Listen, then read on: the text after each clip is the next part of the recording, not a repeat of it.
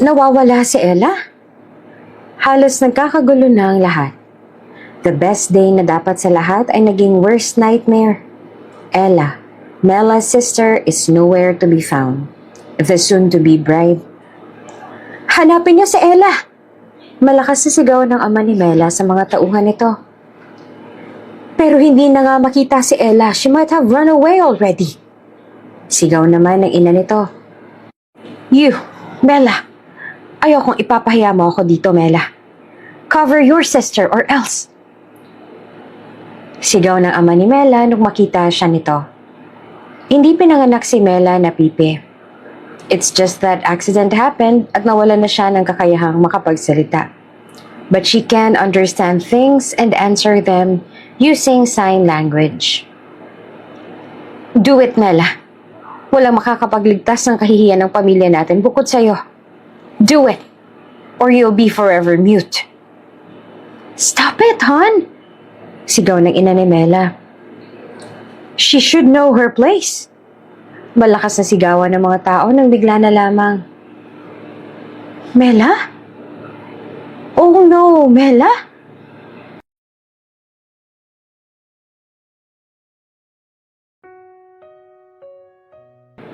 Madilim na ang kalangitan nang marating din na Mela at ng kanyang ate Ella ang kalsading patungo sa kanilang bahay.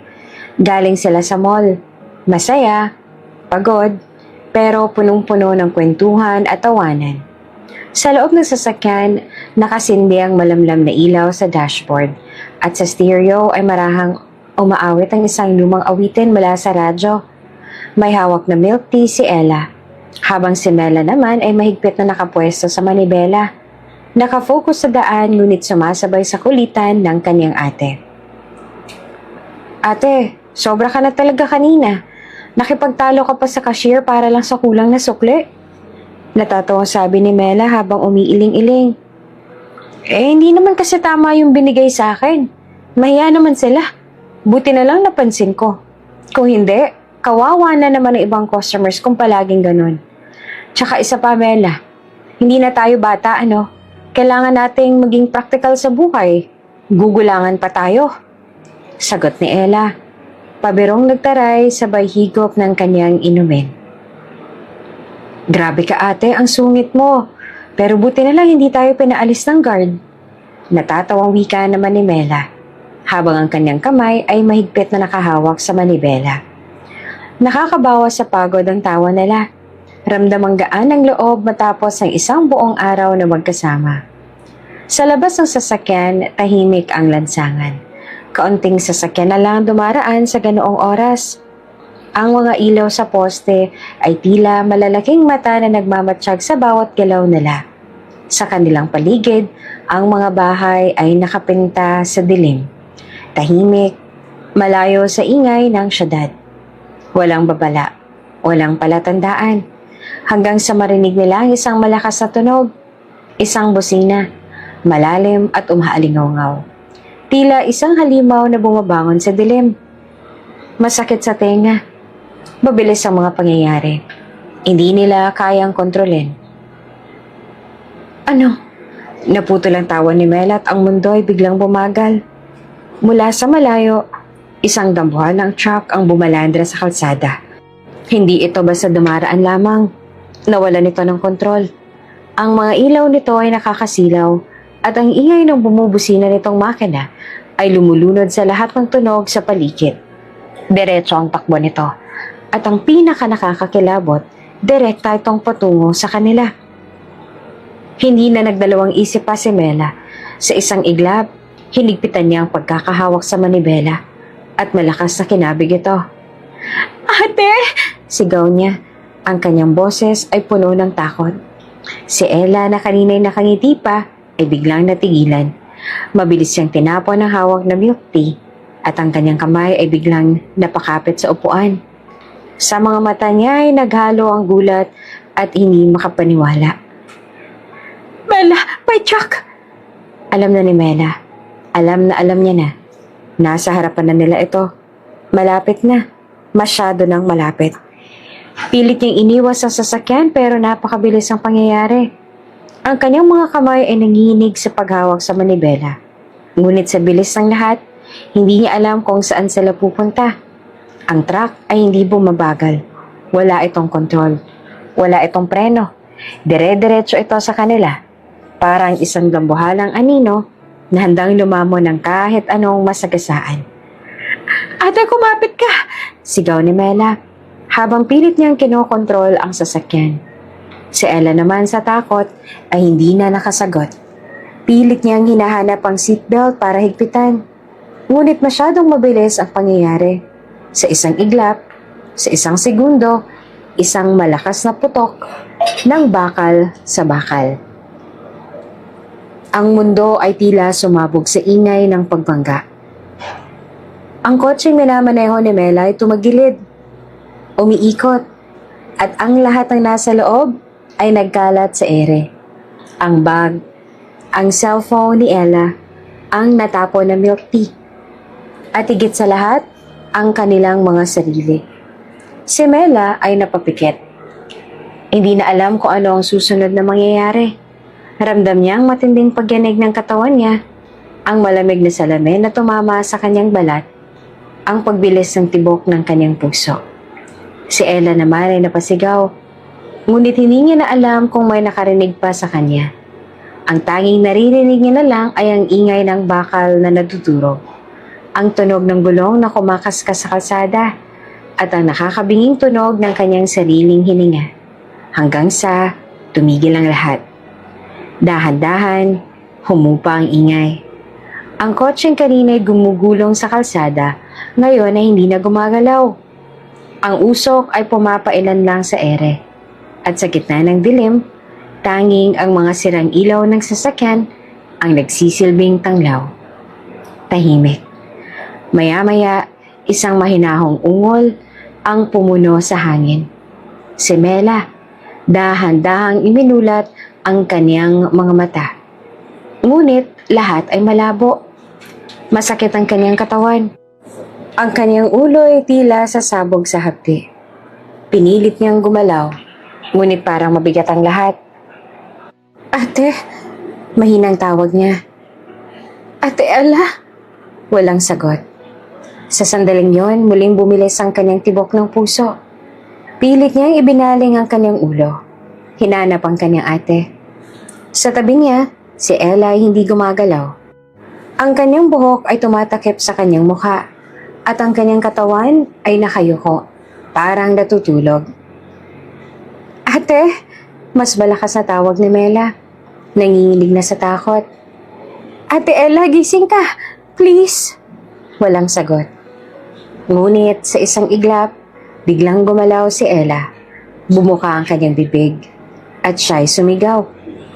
Ngunit wala siyang narinig. Wala. Nakikita niya ang bibig ng ate niyang gumagalaw. Nakikita niya ang takot sa mukha nito, pero wala siyang marinig kahit isang tunog.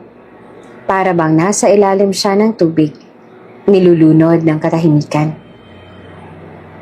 Ate, pilit niyang inabot si Ella, ngunit biglang nagdilim ang kanyang paningin. Maya-maya, naramdaman niya na ang malamig na hangin sa kanyang balat. Ang sunod na natandaan niya ay ang pumulat na ng kanyang mga mata sa isang puting kwarto.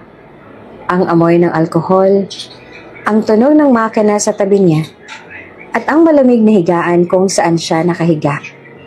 Dahan-dahang iminulat ni Mela ang kanyang mga mata. Maputi ang kisame, malamig ang hangin, at may amoy ng alkohol na pumuno sa kanyang pang-amoy. Naramdaman niya ang bigat ng kanyang katawan. Tila ba may pumipigil sa kanya upang gumalaw. Sa bawat pilit niyang igalaw ang kanyang mga daliri, may bahagyang sakit na lumalatay sa kanyang balat. Nagtataka siyang lumingon sa paligid. Nakasuot siya ng puting hospital gown at ang kanyang mga kamay ay may nakakabit na tubo ng swero. Nasa ospital siya. Ngunit paano? Bakit? Anong nangyari? Ang huling natatandaan niya ay ang liwanag ng mga ilaw, ang malakas na busina at ang malamig na takot na bumalot sa kanya bago ang lahat ay naging itim. Hindi pa man niya lubusang naintindihan ang nangyayari, biglang bumukas ang pinto. Pumasok ang isang doktor, kasunod ang kanyang mga magulang. Kita niyang pagkabahala sa kanilang mga mata. Nagmamadali silang lumapit sa kanya. At sa pagkakataranta, nagsimulang magsalita ang doktor. Ang kanyang ina naman ay lumuluha habang hawak ang kanyang kamay. At ang kanyang ama ay mukhang hirap na pigilan ng emosyon. Ngunit, isang bagay ang ikinagulat ni Mela. Wala siyang narinig. Kitang-kita niya ang paggalaw ng kanilang mga labi. Alam niyang may sinasabi ang mga doktor. May sinasabi ang kanyang ina. May tinatanong ang kanyang ama. Pero wala na. Wala ni isang tunog ang pumapasok sa kanyang tenga. Napakunot ang kanyang noo. Bakit? Anong nangyayari? Ate Ella, mahina niyang bulong ngunit hindi niya marinig ang sarili niyang boses. Lumakas ang kabog ng kanyang dibdib. Sinubukan niyang magsalita ulit. Mama? Pero katahimikan lamang sumalubong sa kanya. Bakit? Bigla siyang kinabahan. Hindi. Hindi maaaring. Napatingin siya sa doktor. Pilit na inaaninag ang sinasabi nito. May binabanggit ito tungkol sa isang aksidente. Isang malakas na pagbangga. May hinahawakan itong chart. Tila may pinapaliwanag sa kanyang mga magulang. Ngunit kahit anong pilit niya intindihin, wala siyang marinig. Wala. Napalunok siya. Hinawakan ang kanyang ulo. Pinipilit intindihin ang sitwasyon. Wala na ba siyang pandinig? O panaginip lang ba ito? Hindi niya namalayan ang pag-agos ng kanyang luha. Nanginginig ang kanyang mga kamay nang hawakan niya ang kanyang mga tenga. Anong nangyayari sa akin? Nanginginig niyang binigkas. Pero kahit ang sarili niyang tinig ay hindi niya marinig. Sa kanyang harapan, lalong nag-aalala ang kanyang ina. Mahigpit itong hinawakan ng kanyang kamay pero hindi niya marinig ang sinasabi nito. Napatingin siya sa kanyang ama, sa doktor. Lahat sila ay nagsasalita, ngunit walang tunog na lumalabas. Tahimik ang mundo ni Mela. At doon niya napagtanto, nawalan siya ng pandinig. Nakita ng doktor ang takot sa kanyang muka. Sandaling natigilan ito. Waring hindi alam kung paano ipapaliwanag ang nangyari. Sa halip na magsalita, kinuha nito ang isang clipboard at isang papel, tsaka inilapit iyon kay Mela. Nakasa doon ang paliwanag. Ang aksidente. Ang malakas na pagbangga. Ang matinding pinsaling tinamo niya. Dahan-dahang sinundan ng kanyang mga mata ang bawat salita.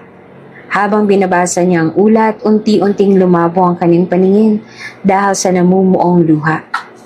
Malubhang natamong pinsala sa ulo ni Mela na nagdulot ng pagkawala ng kanyang pagdinig. Napalunok siya. Pilit na pinipigil ang panginginig ng kanyang kamay. Muli niyang itinuloy ang pagbabasa. Doon niya nakita ang bahagi kung saan nakasaad ang kalagayan ng kanyang ate. Mas ligtas si Ella. Nagkaroon lamang ito ng minor injuries. Mga galos, bali sa braso, ngunit walang malubhang tama. Mas siya ang napuruhan. Napatitig siya sa sarili sa salamin sa tapat ng kanyang kama. Doon niya tuluyang nakita ang kanyang itsura. Puno ng benda ang kanyang ulo. May sugat sa pisngi. At halos buong katawan niya ay may benda rin. Isang hikbi ang kumawala mula sa kanyang bibig. Hindi niya ito narinig, pero ramdam niya ang bigat ng sakit sa kanyang dibdib. Ngunit ang sakit na kanyang kalagayan ay lalo pang pinalala ng realidad na sumalubong sa kanyang pamilya. Hindi lamang ang kanyang katawan ang dumaan sa matinding pagsubok, kundi pati na rin ang kanilang buhay.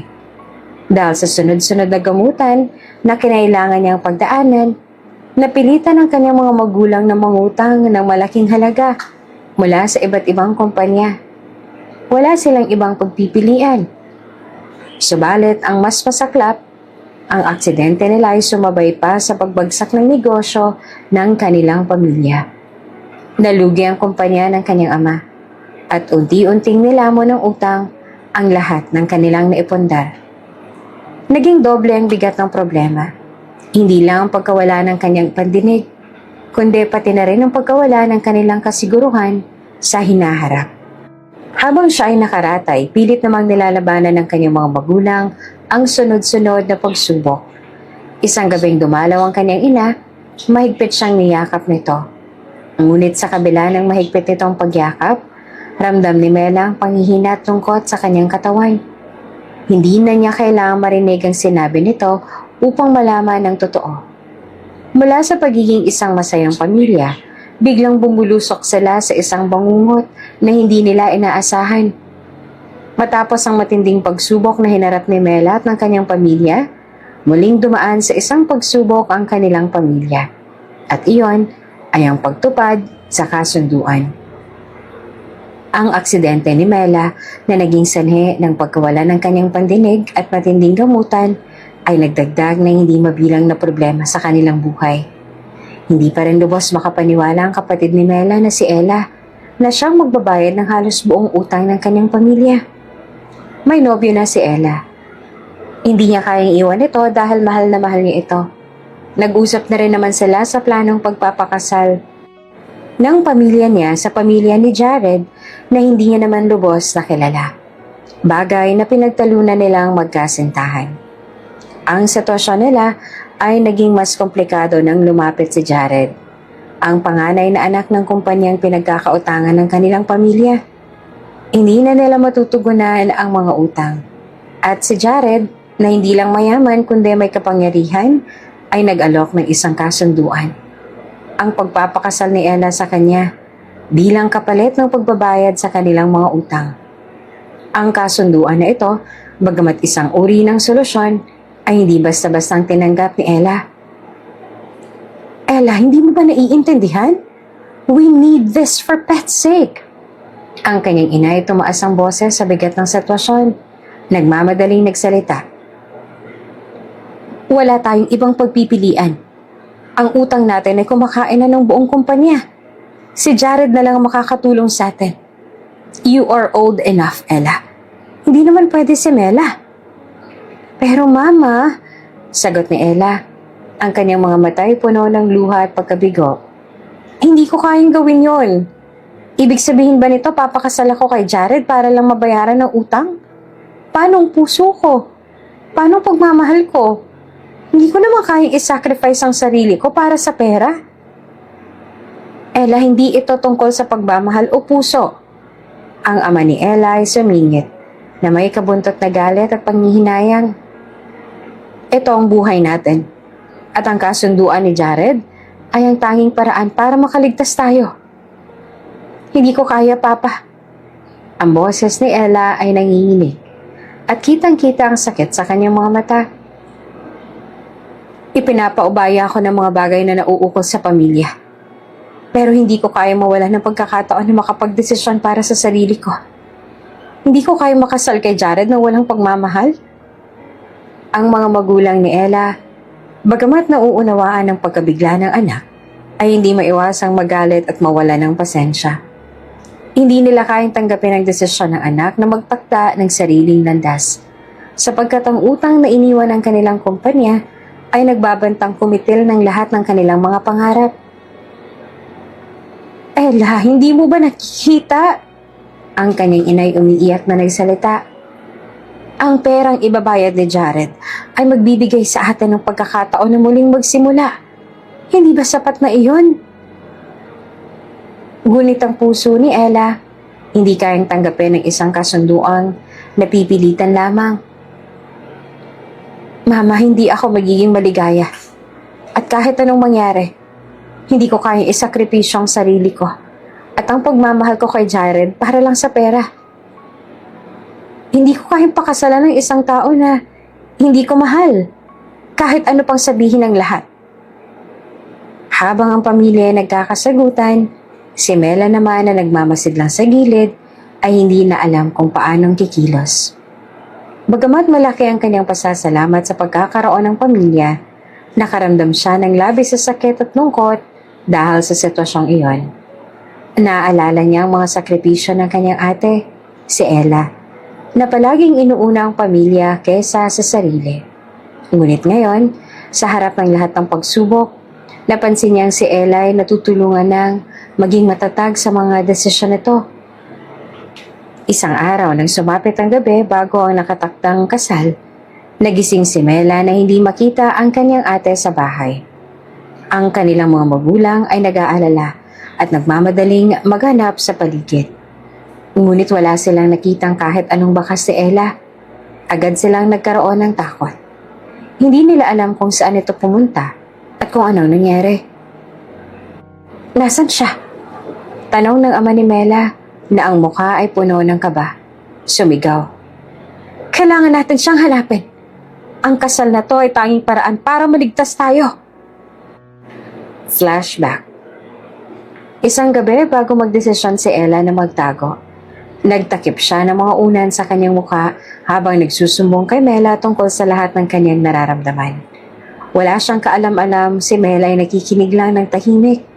Umaasa na darating ang pagkakataon na magbukas ang ate niya at ilabas ang lahat ng hinanakit. Wear this earpiece, Mela. I wanna rant something. Hindi ko kayang pakasalan ng isang lalaking hindi ko kilala, Mela. Malakas na sabi ni Ella pero nagsorry agad siya nung kumunot ang noo ni Ella. Dahil masyadong napalakas iyon at iba na ang dating sa tenga ni Mela. Ang mga mata niya ay puno ng takot at inis. Ngunit ang puso niya ay puno ng kalituhan. Bakit nga ba kailangang pakasalan siya? Hindi ko pa nga siya nakikita. Tapos, bigla na lang ipinakilala ang pangalan ng Jared na yon? Tahimik lamang si Mela. Pero ang mga mata niya ay nagsasabing alam niyang may mas ibang malalim na nararamdaman si Ella. Hindi siya makapagsalita. Ngunit ang simpleng pagkakaintindi ni Mela ay isang malaking tulong kay Ella. Ano pa bang gusto nilang mangyari? Malaki na ang utang ng kumpanya tapos ngayon, ako pang gagamitin nila?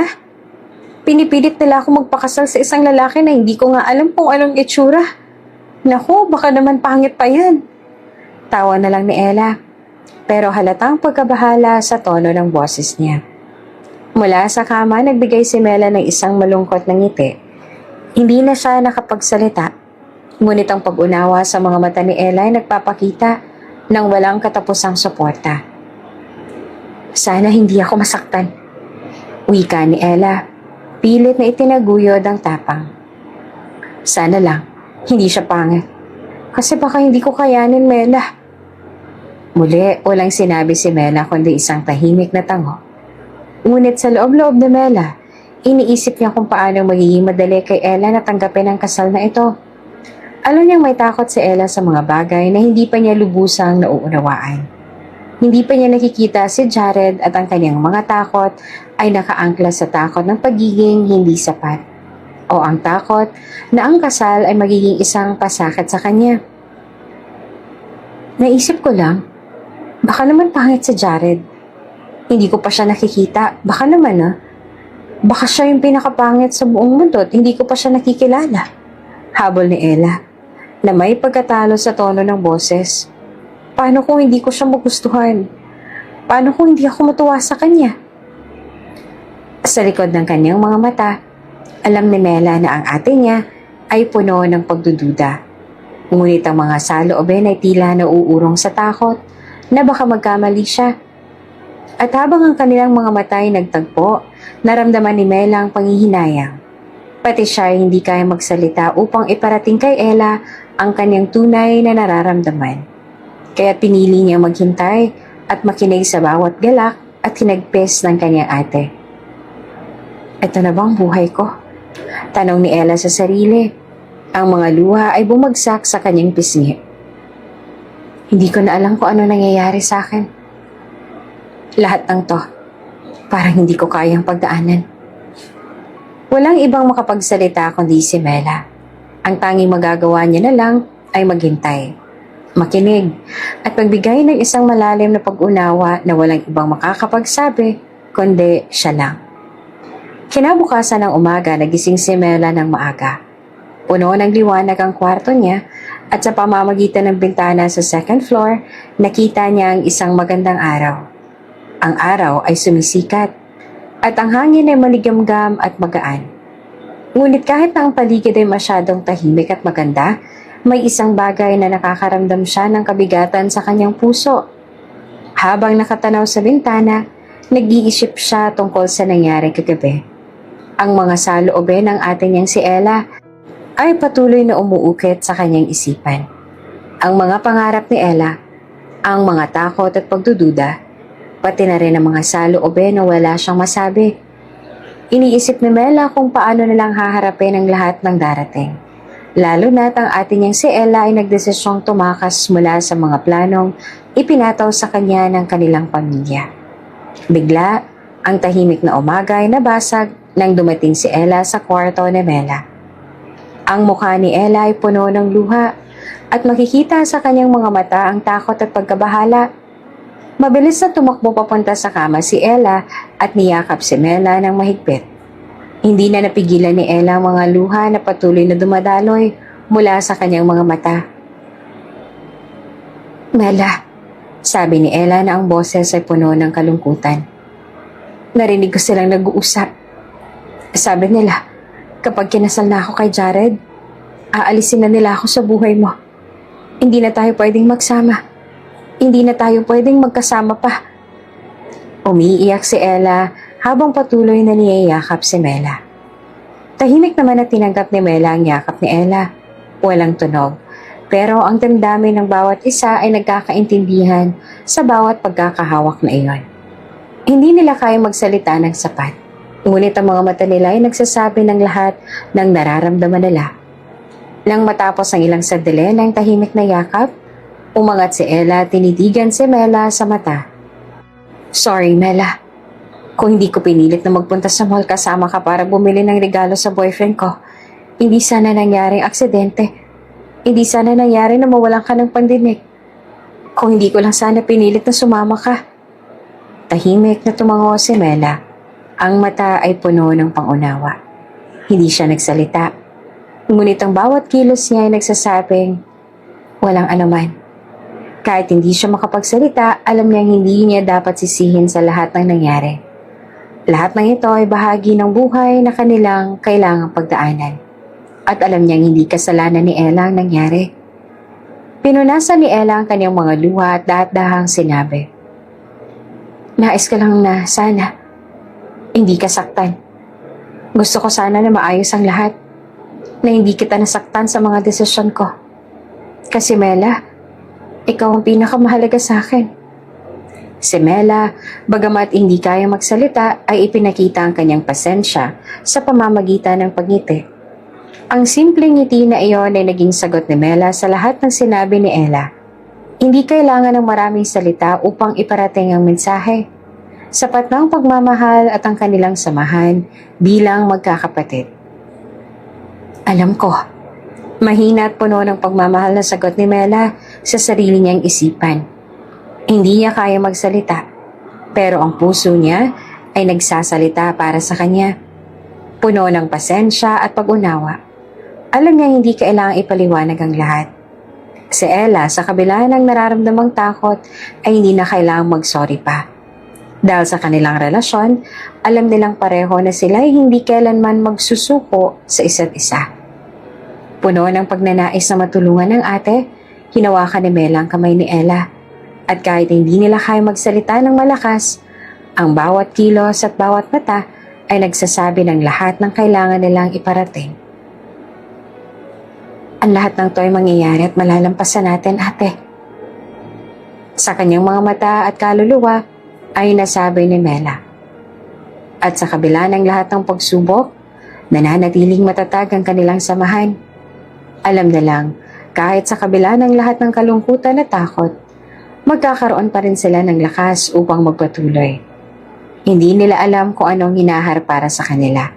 Pero sa bawat araw na sila ay magkasama, natututo silang tanggapin ang buhay at magpatuloy. Hindi na magkasama sa mga plano, kundi magkasama sa pagmamahal at pag-unawa. Nasa loob ng kwarto si Mela. Tahimik na nakaupo sa gilid ng kama. Mula sa kinahihigaan niyang posisyon, tinitingnan niya ang ate niyang si Ella. Hindi maikakaila ang pagkabahala at galit sa mga mata ni Ella. Ang tanging ilaw sa silid ay ang malambot na ilaw mula sa lamp na nakapatay sa kabila ng kanilang pag-uusap. At ang matamis na amoy ng gamot at antiseptic sa hangin. Bakit ba kailangan ko pang gawin to, Mela? Puno ng hinagpis at ines ang tono ni Ella. Hindi ba't sapat ng lahat ng sakripisyo ko para sa pamilya natin? Bakit ako pa? Ako na lang ba palagi? Mabilis na nagkatinginan ang kanilang mata. Ngunit si Mela, dahil sa sitwasyon ay hindi makasagot. Sa halip, ang tanging mga mata at galaw ng katawan ng kanyang ginagamit. Minsan ay tumango siya. Isang simpleng paggalaw sa parang nagsasabing, "Naiintindihan kita, ate." Pero hindi siya makapagsalita. Hindi tumigil si Ella. Umupo siya sa isang silya malapit sa kama at inihilig ang ulo sa kanyang mga palad. Wala na akong ibang mapuntahan, Bella. Ang sakit. Bakit ako? Hindi ko kayang magpakasal kay Jared. Hindi ko siya mahal. Hindi ko siya gusto. Bakit ako yung napili? Hindi ba't ako na lang ba yung magdadala ng bigat ng lahat ng to? Hindi napigilan ni Ella ang luhang pumapatak mula sa kanyang mga mata. Hindi niya alam kung saan magsisimula o kung paano ipapaliwanag ang sakit na nararamdaman niya. Hindi ko kayang gawin to, Mela. Walang kalayaan. Wala akong kalayaan. Malakas niyang sinabi, kasabay ng pagbagsak ng mga luha. Wala akong ibang paraan kundi ang magpakasal na lang. Yan ang plano nila sa akin. Magiging alipin ako sa isang kasunduan na hindi ko pinili. Habang umiiyak si Ella, tanging ang mga mata ni Mela ang nagbigay ng kaunting aliw. Ang pag-angat ng kanyang mga mata at unti-unting pagtango ay nagpapakita ng malasakit. Ngunit, malalim ang bigat ng sitwasyon at alam niyang hindi ito sapat. Si Ella naman ay nagpatuloy at sa bawat salitang binitawan, ramdam ang takot at ang pasakit sa kanyang puso. Kung tatanungin nila ako, Mela, hindi ko kayang tanggapin na magpakasal kay Jared. Magiging isang malaking kasunduan lang na magpapaalipin sa akin. At anong mangyayari pagkatapos? Ang buhay ko ba'y iikot na lang sa paggawa ng mga bagay na hindi ko gusto? Hindi ko kayang magpanggap na masaya ako sa isang taong hindi ko naman mahal. Si Mela, kahit na hindi nakakapagsalita, ay dumapo ang kamay sa kamay ni Ella. Isang simpleng gesture ng pagmamahal. Walang mga salitang binitiwan. Pero ang paghawak ni Mela sa kamay ni Ella ay nagsasalita ng higit pa kaysa anumang salita. Hindi ko na alam kung anong gagawin ko. Nagpatuloy pa si Ella. Ang daming problema. Ang daming tao na umaasa sa akin. At hindi ko kayang madala lahat ng to ng mag-isa. Wala na akong ibang gusto kung hindi makaalis. Makalayo sa lahat ng to. Kailangan kong tumakas. Kailangan ko ng kalayaan. Ang kanyang boses ay naging malungkot at puno ng pasakit. Nag-isip si Mela ng ilang sandali. Sa kabila ng pagkawala ng kanyang pandinig, may malalim na pangunawa siya sa kalagayan ni Ella. Gusto niyang magsalita. Ngunit alam niyang hindi niya kayang iparating sa atin niya ang mga salita na magpapagaan ng loob nito. Tanging ang kanyang mga mata at ang malalim na hakbang sa kanyang dibdib ang nagsasabi ng lahat ng hindi kayang sabihin ng bibig. Bumangon si Ella mula sa silya at lumapit sa bintana. Tinatanaw ang madilim na kalangitan sa labas. Kung kaya ko lang sana na magtago, Mela. Kung sana lang may ibang paraan. Kung sana lang hindi ako pinilit ng mga magulang ko. Kung sana lang. Dahil sa kawalan ng boses, isang malalim na paghinga na lang ang pinili ni Mela. Nang makita ni Ella ang hinagpis sa mata ng ate niya, nagulat siya. Hindi ko iniisip kung gaano kalaki ang sakripisyo ni Mela. Naisip ni Ella. Pati siya dumaan sa matinding pagsubok. At ngayon siya na lang nandyan para sa akin. Alam mo, Mela, sinabi ni Ella ang tinig ay medyo huminahon. Nagpapasalamat ako na andyan ka pa rin para sa akin. Hindi ko man kayang sabihin ang lahat ng to sa mga magulang ko. At hindi ko kayang tanggapin ang mga plano nila. Ang tanging makakapagbigay sa akin ng lakas ay ikaw. Tiningnan ni Mela si Ella. Isang mata na puno ng malasakit. Isang galak sa kabila ng lahat ng hinagpis na nararamdaman ng ate niya. Pwede ba akong magtago, Mela? Tanong ni Ella nang may mapagkumbaba. Ang kanyang mga mata ay puno ng pangarap na maghanap ng kalayaan. Pwede ba akong tumakas? Pwede ba akong maghanap ng buhay na sa akin? Pwede ba akong mabuhay nang hindi ang mga utang ng pamilya natin ang bumubuntot sa akin? Nakatayo si Mela, ngunit ang kanyang mga mata ay puno ng pagkabahala. Pwede ba akong magbigay ng lakas? Nararamdaman niyang may mahigpit na pagkakahawak ang sakit sa kanyang dibdib. Ngunit tanging isang ngiti lamang ay binigay ni Mela. Isang ngiti na walang hanggang pagmamahal at pag-unawa. Isang ngiti na nagsasabing hindi siya iiwan, hindi siya pababayaan. Tumango si Mela, isang tahimik na tanda ng pagsang-ayon kay Ella. Hindi niya na kailangang magsalita, ngunit sa simpleng galaw ng kanyang ulo at sa mga mata niyang puno ng malasakit, nagbigay siya ng kaunting pag-asa kay Ella.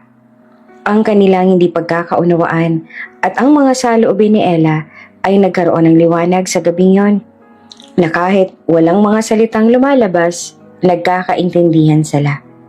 Si Ella na hindi na kayang pigilan pa ang kanyang mga emosyon ay biglang niyakap si Mela ng mahigpit. Si Mela na sa kabila ng kalagayan ay pinilit na ibalik ang yakap, gamit ang lahat ng lakas na natitira sa kanya. Hindi siya makapagsalita, pero ang yakap na yon, ang mahigpit na paghawak ng kanilang mga katawan ay nagsasabi ng higit pa sa anumang salita. Salamat, Mela. We may be related by blood, but I'm so thankful na andyan ka. Mahina at maluha-luha sabi ni Ella, habang ang mga luha ay patuloy na dumadaloy sa kanyang mga mata. Alam kong walang ibang makakaintindi sa akin kundi ikaw. Sa kabila ng sakit at ang hirap na dulot ng kalagayan ni Mela, naramdaman niyang may koneksyon pa rin siya sa ate niya. Hindi kayang sirain ng anumang pagsubok ang kanilang samahan. At sa gabing yon, nagkaroon ng tahimik na kasunduan sa pagitan nilang dalawa. Isang kasunduan na nagsasabing kahit anong mangyari, magiging matatag sila. Matapos ang ilang sandaling tahimik na yakapan, biglang humarap si Ella kay Mela at binigyan siya ng isang malungkot ngunit determinadong ngiti. Hindi ko na kaya magpanggap, Mela. Hindi ko kaya magpakasal kay Jared. Hindi ko kaya maging bahagi ng buhay na yon. Kailangan kong umalis. Kailangan kong maghanap ng sarili ko. Mula sa kabila ng silid, muling tumango si Mela. Ang mga mata ay naglalaman ng pag-unawa at pasensya. Mula sa lahat ng ito, alam niyang may pangarap si Ella. Isang pangarap na hindi dapat madurog ng mga responsibilidad at mga pasakit na ipinataw sa kanila. Alam niyang kailangan niyang maghanap ng lakas para tumulong sa ate niyang umalis sa landas na itinakda para sa kanya. Hindi nagtagal, nakita ni Mela na nagmamadali si Ella na kumuha ng ilang mga gamit sa kanyang bag. Ang kamay ay nanginginig sa mga gamit na ikinukwintas. Nagmadali si Ella, halos wala nang patumanga. Ngunit may determinasyon sa bawat hakbang na ginagawa. Hindi na siya maghihintay ng ibang pagkakataon. Hindi siya magsasayang ng panahon. Ikaw na lang ang tanging dahilan kung bakit ko kaya pa rin magpatuloy, Mela. Sabi ni Ella at ang boses ay parang may pagkabasag sa bawat salita. Walang makakapigil sa akin. Sa kabila ng lahat ng nangyari, si Mela ay tahimik na nagmamasid. Ang mga mata niya ay may kalungkutan at pangihinayang. Ngunit ang kanyang puso ay buo. Nagbigay siya ng isang huling ngiti sa ate niyang si Ella bago ito lumisan. Tumango siya ng bahagya. Isang simbolo ng pagtanggap sa desisyon ni Ella at ng pag-unawang kahit siya ay nawala ng boses. May iba pang paraan ng komunikasyon sa pagitan nilang dalawa. Bigla tumingin si Ella sa paligid ng kwarto.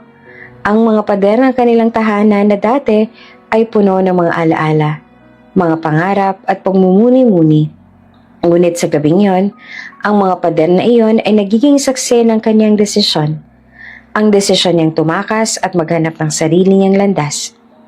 Hindi na siya maghihintay sa mga plano ng iba, kundi magtatayo siya ng sariling kapalaran. I'll be back for you, Mela. You'll always be my sister, no matter what happens. Nagtagpo ang kanilang mga mata at si Ella ay dahan-dahang lumabas ng kwarto. Habang lumalabas si Ella, naramdaman ni Mela ang sakit at ang panghihinayang na dulot ng kanyang kalagayan. Ngunit ang puso niya ay naglalaman ng pag-asa.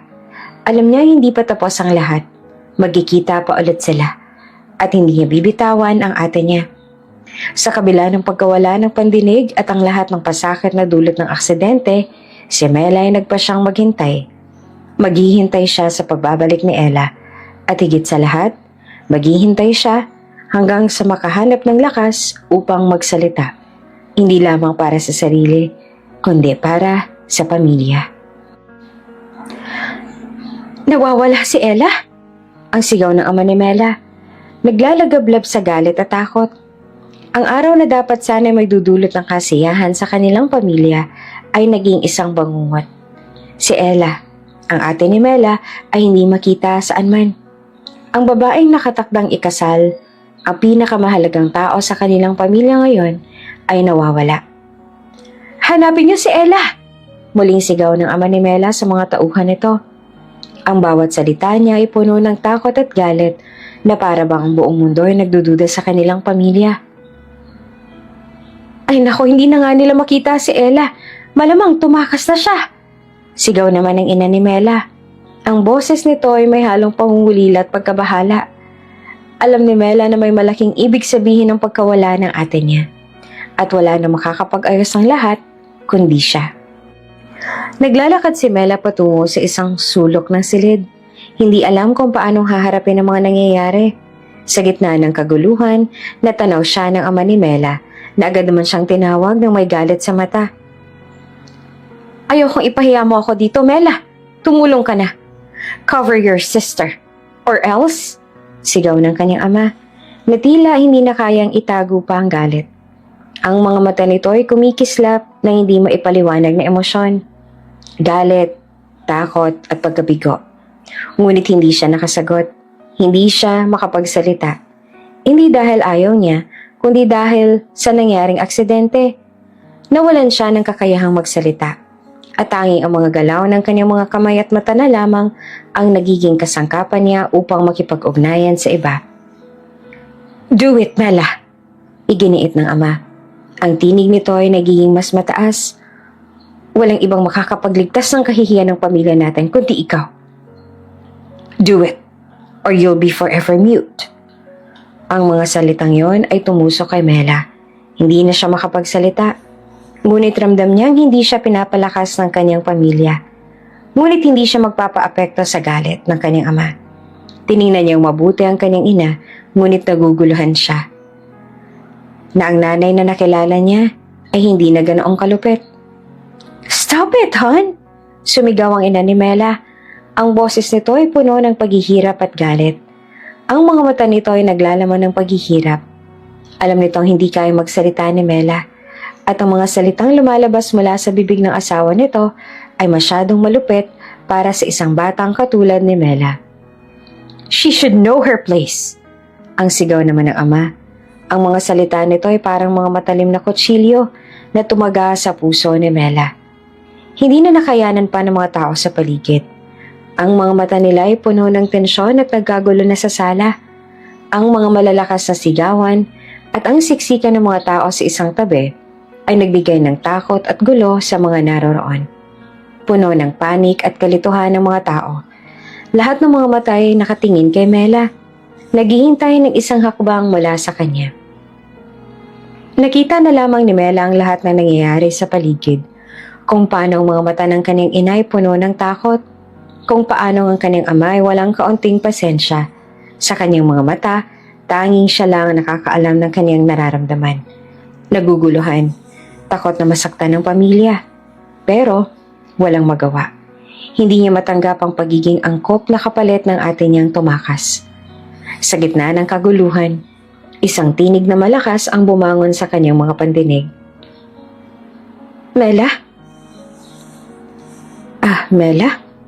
Ang tinig na yon halos sumabog sa kanyang isipan nang hindi inaasahan. Bumangon siya at nahulog sa mga bisig ng isang matangkad na lalaki. Hindi niya alam kung sino ito. Ngunit ang mga kamay nito ay malakas na humawak sa kanya. Hindi na nila iniisip kung sino siya. Ang tanging layunin nila ay maiwasan ng anumang kapahamakan at iligtas si Mela. Mela! Pumiglas si Mela at nagkagulo ang lahat. Ngunit hindi na siya nagbigay pansin. Nang magising si Mela mula sa pagkahimatay, naalimpungatan siya sa isang ibang lugar. Puno ng ilaw at mabilis na mga hakbang. I already talked to the priest. All you have to do is nod, Mela. Wika ng kanyang ina at itinuro ang isang maliit na earpiece na kinakailangan niyang isuot. Wait, I forgot. Hindi mo pala ako naiintindihan. Pinilit ng kanyang ina na ipasuot ang earpiece kay Mela. Ngunit nararamdaman naman ni Mela ang pag-aalala. Lahat ng mahihinang tinig na naririnig niya ay hindi niya nagugustuhan. Everything she heard ay masakit at mabigat sa puso. Si Mela ay isa ng ulilang lubos na walang magulang at pinalad lamang na magkatagpo ng pamilya na umampon sa kanya. Hindi siya ipinanganak sa isang pamilya ng pag-aaruga at pagmamahal. Isang batang itinapon at itinuring na walang halaga. Nang siya'y naroroon sa orphanage, ang tanging kasamahan niya ay ang mga ibang bata na tulad niya, walang magulang, walang kinikilala na pamilya. Pero sa kabila ng lahat ng yon, hindi siya nawala ng pag-asa. May pagnanais siyang makatagpo ng pamilya na mag-aalaga sa kanya. Magbibigay ng pagmamahal na matagal niyang hinahanap. Nang dumating ang pagkakataon na inampun na siya, nagbukas ito ng bagong pag-asa sa kanyang puso. Ang mga magulang na umampun sa kanya ay hindi tunay na nagkaanak. Si Ella ang panganay na anak nila, ang kinikilala niyang ate. Si Ella ang unang nagbigay sa kanya ng saya, ngunit hindi rin ganong kadali. Hindi agad na iwasan ni Mela na makaramdam ng takot at pangarap na maging bahagi ng pamilya. Bagamat sila'y mayaman, hindi na lahat ng aspeto ay naging magaan ang kanyang buhay. Nagdesisyon na mag-asawa na mag-ampon matapos mabigo sa pagkakaroon ng anak. Akala ni Mela kapag inampon siya, magiging masaya siya, magiging normal. Ngunit ang mga bagay na umaasa siya ay hindi naging ganong kadali. Ang kinikilala niyang ama ay isang negosyante, mahirap at matigas. Laging abala sa negosyo at minsan nagpapakita ng ugali na hindi niya kayang unawain. Minsan, tila ba ang galit at pangarap na magsaksid sa buhay ay mas nauuna kesa sa pagmamahal at kalinga para kay Mela. Nagiging masama at malupit ang trato nito sa kanya tuwing hindi naaabot ang mga expectations.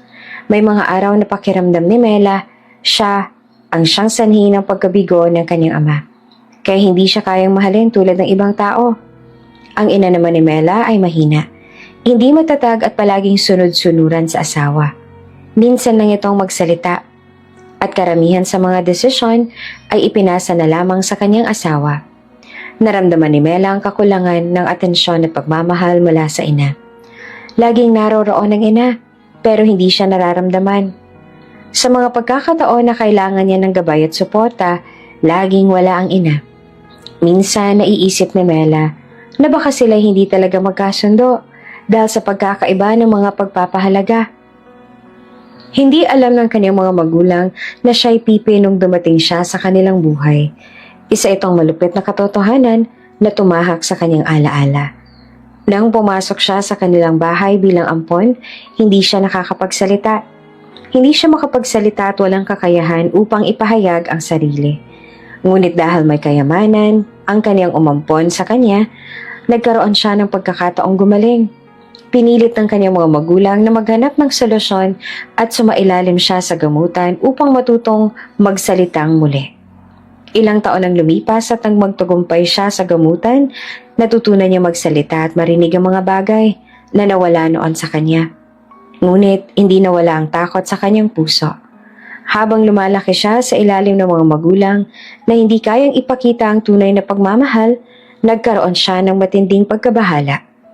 Ang mga pag-aalinlangan at mga alaala ng pagkawala ng kanyang tunay na pamilya ay naging bahagi ng kanyang pagkatao. Ngunit isang malupit na araw, nangyari ang isang aksidente na nagbago ng lahat. Ang car crash na kinasangkutan nila. Habang naglalakbay sila, nagkaroon ng malupit na sakuna. Natagpuan ni Mela ang kanyang sarili na nahulog sa ilalim ng kaguluhan. At mula sa aksidenteng yon, isang matinding trauma ang nagbalik kay Mela. Hindi lamang ang kanyang kalusugan ang naapektuhan. Na-trigger din ang dating sakit na nawalan siya ng pandinig at muling nawalan ng kakayahan upang magsalita. Sa mga papeles na natagpuan ng kanyang mga magulang, nakasaad na dahil sa isang traumatic experience, na-develop ni Mela ang sakit na maging mute at mawala ng pandinig. Isang malupit na alaala ang muling bumangon mula sa nakaraan. Ang kanyang tunay na magulang, ang mga taong nagbigay sa kanya ng buhay, ay pinatay sa harap ng kanyang mga mata. Ang mga taong may kaya, ang mga taong nagbigay sa kanya ng lahat ng kayamanan, ay ang mga nagdulot sa kanya ng matinding sakit. Ngayon, sa kabila ng lahat ng ito, si Mela ay pilit na bumangon mula sa mga sugat ng nakaraan. Ang pagkawala ng kanyang tunay na pamilya at ang pagkawala ng boses ay patuloy na nagiging sanhi ng takot at kalungkutan sa kanyang puso. Ang paghihirap na dulot ng aksidente ay hindi lamang isang pisikal na sugat, kundi isang emosyonal na sugat na mahirap maghilom. Oops! May break muna. Gusto mo bang ma-shoutout dito sa channel ni Ate Jane? Mag-comment lang ng lesson you learned from the latest story uploaded. Dahil pipili kami ng isang best comment of the day para i-shoutout sa susunod na upload. Kaya huwag kalimutang mag-iwan ng lesson you learned after you watch this video. Maraming salamat! Shoutout nga pala kina Marilyn de Palubos from Dumangas, Iloilo. At shoutout din kay Edith Ferrer from Canada, Tulyanera, Nueva Ecija. Sa ating mga taga-subaybay, paki-comment naman sa baba kung taga saan kayo para alam ko kung hanggang saan umaabot ang mga kwento ni Ate Jane. Maraming salamat sa patuloy na pakikinig.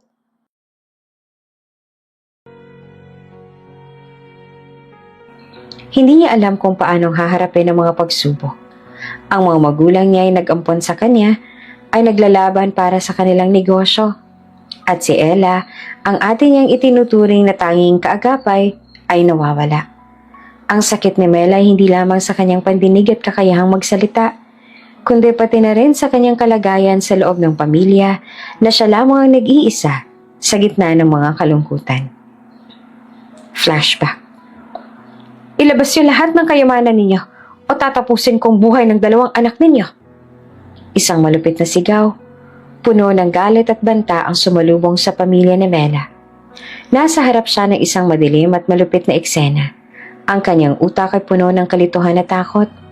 Habang nakatago sa isang sulok, tanging mga hakbang ng mga hindi kilalang tao ang naririnig ni Mela. Dahan-dahan niyang iniwasan ng mga matang nag-aalab ng galit at ang matalim na tunog ng paghagupit ng mga gamit sa sahig ng kanilang bahay. Layuan niyo si Mela at Lala. Hindi ko ibibigay ang kayamanan namin. Sigaw naman ng kanyang ina. Ang boses ng takot at pangungulila ay tumatagos sa kalooban ni Mela. Nakita niya ang kanyang ina na matapang na nagtatanggol sa kanilang mga buhay. Isang ina na sa kabila ng lahat ng nararamdamang pangamba ay ipinaglalaban ang kaligtasan ng kanilang pamilya. Ang ama naman ni Mela ay tumayo sa harap ng kanyang ina, nagsisilbing hadlang sa mga armado at mabagsik na tao. Huwag mong ipilit, lumayo ka sa mga mahal ko! Sigaw sa kanyang ama. Ang katawan ay nanginginig pero puno ng tapang. Alam niya ang lahat ng iyon ay bahagi ng isang malupit na plano. Pero hindi siya magpapatalo. Hindi niya kayang mawala ng kanyang pamilya. Masyado kang mayabang. Tingnan natin kung makapalag ka pa dito. Sigaw ng armado at pumalakpak ang mga putok ng baril. 3 sunod-sunod na tunog na tumagos sa katahimikan ng gabi. Napatigil sa lahat ang naroon. Ang mga mata ni Mela ay lumaki sa takot at ang puso niya ay parang natigil sa loob ng kanyang dibdib. Nakita niyang bumagsak ang kanyang ina at ang ama sa sahig. Ang dugo ay dumadaloy mula sa kanilang mga katawan. Ang buhay ay unti-unting umaagos sa ilalim ng kanilang mga paa. Wala nang buhay ang 2 pinakamahalaga niyang tao sa mundo. Ang kanyang mga magulang. Ang mga taong nagbigay ng buhay sa kanya. Ang mga taong minahal siya ng walang kapantay. At nawala ng hininga sa harap ng kanyang mga mata. Nakita mo ba? Ganyan ang mangyayari sa inyo kapag inuna niyo ang yabang ninyo. Matutulad kayo sa mga magulang ninyo. Layuan mo si Papa! Get lost! Malakas na sigaw ng batang Mela. Matapang ka rin? Sinabi ko na nga ba na wala kang pinagkaiba sa tatay mong puro yabang? Gusto mo isunod ko si Lala? Huwag mo ubusin ang pasensya kung bata ka. Ang malupit na tinig ng lalaki na nakatayo sa harap niya ay punong-puno ng kasakiman at galit. Ang matalim na tingin nito ay parang naguutos ng kamatayan at ang malamig na hangin ay nagbibigay din sa kasamang takot na nararamdaman ni Mela. Napuno ng takot ang puso ni Mela. Ngunit sa kabila ng lahat ng yon, nagtataglay siya ng isang matinding determination sa kanyang mata. Hindi niya alam kung saan nanggagaling ang lakas na iyon, ngunit hindi niya rin kayang iwasan. Walang magulang na tutulong sa kanya. Walang kayang magligtas sa kanya ngayon. Ang buhay niya ay nagiging isang madilim na labirento na siya lang ang makakalabas. Subukan mong magsumbong. Muling sinabi ng lalaki habang binabaybay ang madilim na pinto patungo sa labas. Ang kanyang boses ay puno ng galit at pagbabanta. Isusunod ko ang kapatid mo. Dahil sa mga banta at takot na dulot ng pangyayari, ang mga alaala ng nangyaring krimen ay naging isang mabigat na tinik sa dibdib ni Mela. Habang ang lalaki ay tumatakas, nararamdaman ni Mela ang mga pagkatalo at ang pagkawala ng hindi lamang ang kanyang mga magulang, kundi pati na rin ang kanyang pagkatao. Ang pagkakaroon ng isang normal na buhay. Siya na lang ang natitirang sakses sa mga nangyari. Isa na siyang udila, walang pamilya, walang kaibigan na matatakbuhan. Ang mga salitang binitiwan ng lalaki ay patuloy na bumabalik sa kanyang isipan. Ang mga mata ng kanyang mga magulang na hindi muling magbabalik. Lahat ng iyon ay naging sanhi ng isang matinding takot na nagsimulang mag-ugat sa kanyang kaluluwa. Sa gabing yon, ang buhay ni Mela ay nagbago magpakailanman. Wala na ang mga taong nagbigay sa kanya ng pagmamahal. At ngayon ay walang kasiguraduhan sa kinabukasan. Ngunit ang pagkamatay ng kanyang mga magulang ay nagbigay daan sa isang mas malupit na mundo na magiging parte na ng buhay ni Mela. Ang pagkamatay ng mga magulang ni Mela hindi lamang nagdudulot ng matinding sakit sa kanya, kundi nagbukas din ng isang matinding alitan sa mga kamag-anak nila. Ang mga ari-arian at negosyo ng kanyang mga magulang na sana ay magsisilbing pamana para sa kanilang mga anak ay naging dahilan ng isang masalimuot na laban sa yaman at lupa. Si Mela, na isang bata pa lamang ay walang kalaban-laban sa lahat ng nangyayari. Wala siyang kakayahan upang ipagtanggol ang kanyang mga magulang o ang mga ari-arian nila. Ang matinding alitan ng mga kamag-anak nila ay nagbunsod ng paglalaban para sa mga yaman na wala naman siyang bahagi. Habang ang mga kamag-anak ng kanyang ina at ama ay nagsimulang magpalitan ng mga paratang. Ang mga negosyo at lupaing matagal nang pinaghirapan ng kanyang mga magulang ay nauwi sa matinding agawan. Walang pakialam sa kanilang mga pinagmulan. Ang tanging mahalaga sa kanila ay ang makuhang bahagi ng mga ari-arian na iniwan. Si Mela bilang isang batang ulila ay hindi nakayanan ng tensyon at ang pag-aagawa ng mga kamag-anak sa mga gamit na iniwan ng kanyang mga magulang. Isang araw sa gitna ng mga alingaw-ngaw ng sigawan at palitan ng mga paratang, dumating ang isang malaking desisyon mula sa mga kamag-anak ng kanyang ina at ama. Wala nang silbi ang mga batang yan. Ano kayo, hukup-kup? Mga pabigat lang yan. Kung ako sa'yo, ipapaampon niyo. Diyos ko, sabi sa mga kamag-anak na malapit kay Mela's aunt. Bata pa sila. Wala pa silang kakayahan para pamahalaan ang mga yaman at negosyo ng pamilya. Mas mabuti pang ipadala sila sa orphanage. Napahinto si Mela sa narinig. Bagamat hindi pa siya lubos na nakakapagsalita, naiintindihan niya ang ibig sabihin ng kanilang mga salita. Iniisip ng mga kamag-anak na siya ay isang sagabal sa kanilang mga plano. Hindi niya kayang pakialaman ang kanilang mga desisyon at hindi siya kayang gawing parte ng mga plano para sa mga ari-arian ng mga magulang niya. Si Mela, ang batang ulila, ay tinuring nilang isang hindi importante na walang karapatang magdesisyon sa kanilang mga yaman.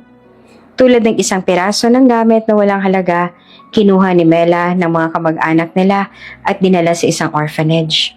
Walang paligoy-ligoy, walang kagalakan, kundi tanging tadhana ng batang nawala ng magulang at mga pangarap. Si Ella, ang kanyang kapatid, ay hindi rin naging kaligtasan sa pag-aagawan ng yaman at ari-arian. Sa kabila ng matinding relasyon ng dalawa, naisip nilang mas mabuti nang maghiwalay upang mas mabilis silang matamo ang kanilang mga nais at mga plano. Sa orphanage, tumagal ang mga araw, mga linggo, mga buwan. Si Mela ay matamlay at ang mga mata niyang puno ng lungkot at pangarap ay tila nawawala sa kabila ng mga batang kasama niya. Ang mga bata naman sa orphanage ay hindi nakakaintindi ng kanyang hinagpis. Walang nakakaalam kung gaanong kalalim ang sakit na nararamdaman ni Mela. Ang pagkawala ng kanyang mga magulang, ang pagkakalayo mula kay Ella, at ang hindi pagkakaroon ng pagkakataon na ipagtanggol ang kanilang mga buhay at yaman. Isang araw, habang si Mela ay nakaupo sa sulok ng isang silid, nagsimula siyang mag-isip ng malalim. Nakikita niya ang ibang mga bata na walang kalaban-laban, katulad niya. Pero may mga tanong na hindi mahanap ng sagot sa mga labi na nakakatandang nagpasya ng kanilang kapalaran. Bakit kami? Tanong ni Mela sa kanyang sarili. Bakit kaming pinili nilang itapon? At bakit ang lahat ng yaman na iniwan ng aming mga magulang ay nauwi lamang sa pag-aagawan?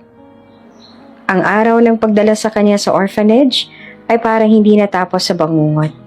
Hindi na siya muling nakapagpaliwanag. Hindi na siya muling nakapagpahayag ng nararamdaman. Tanging ang katahimikan ng kanyang mundo at ang tahimik niyang pagluha ang tanging naiiwan. Isang matandang babae na nagtatrabaho sa orphanage ang lumapit kay Mela at tinawakan ng kanyang kamay.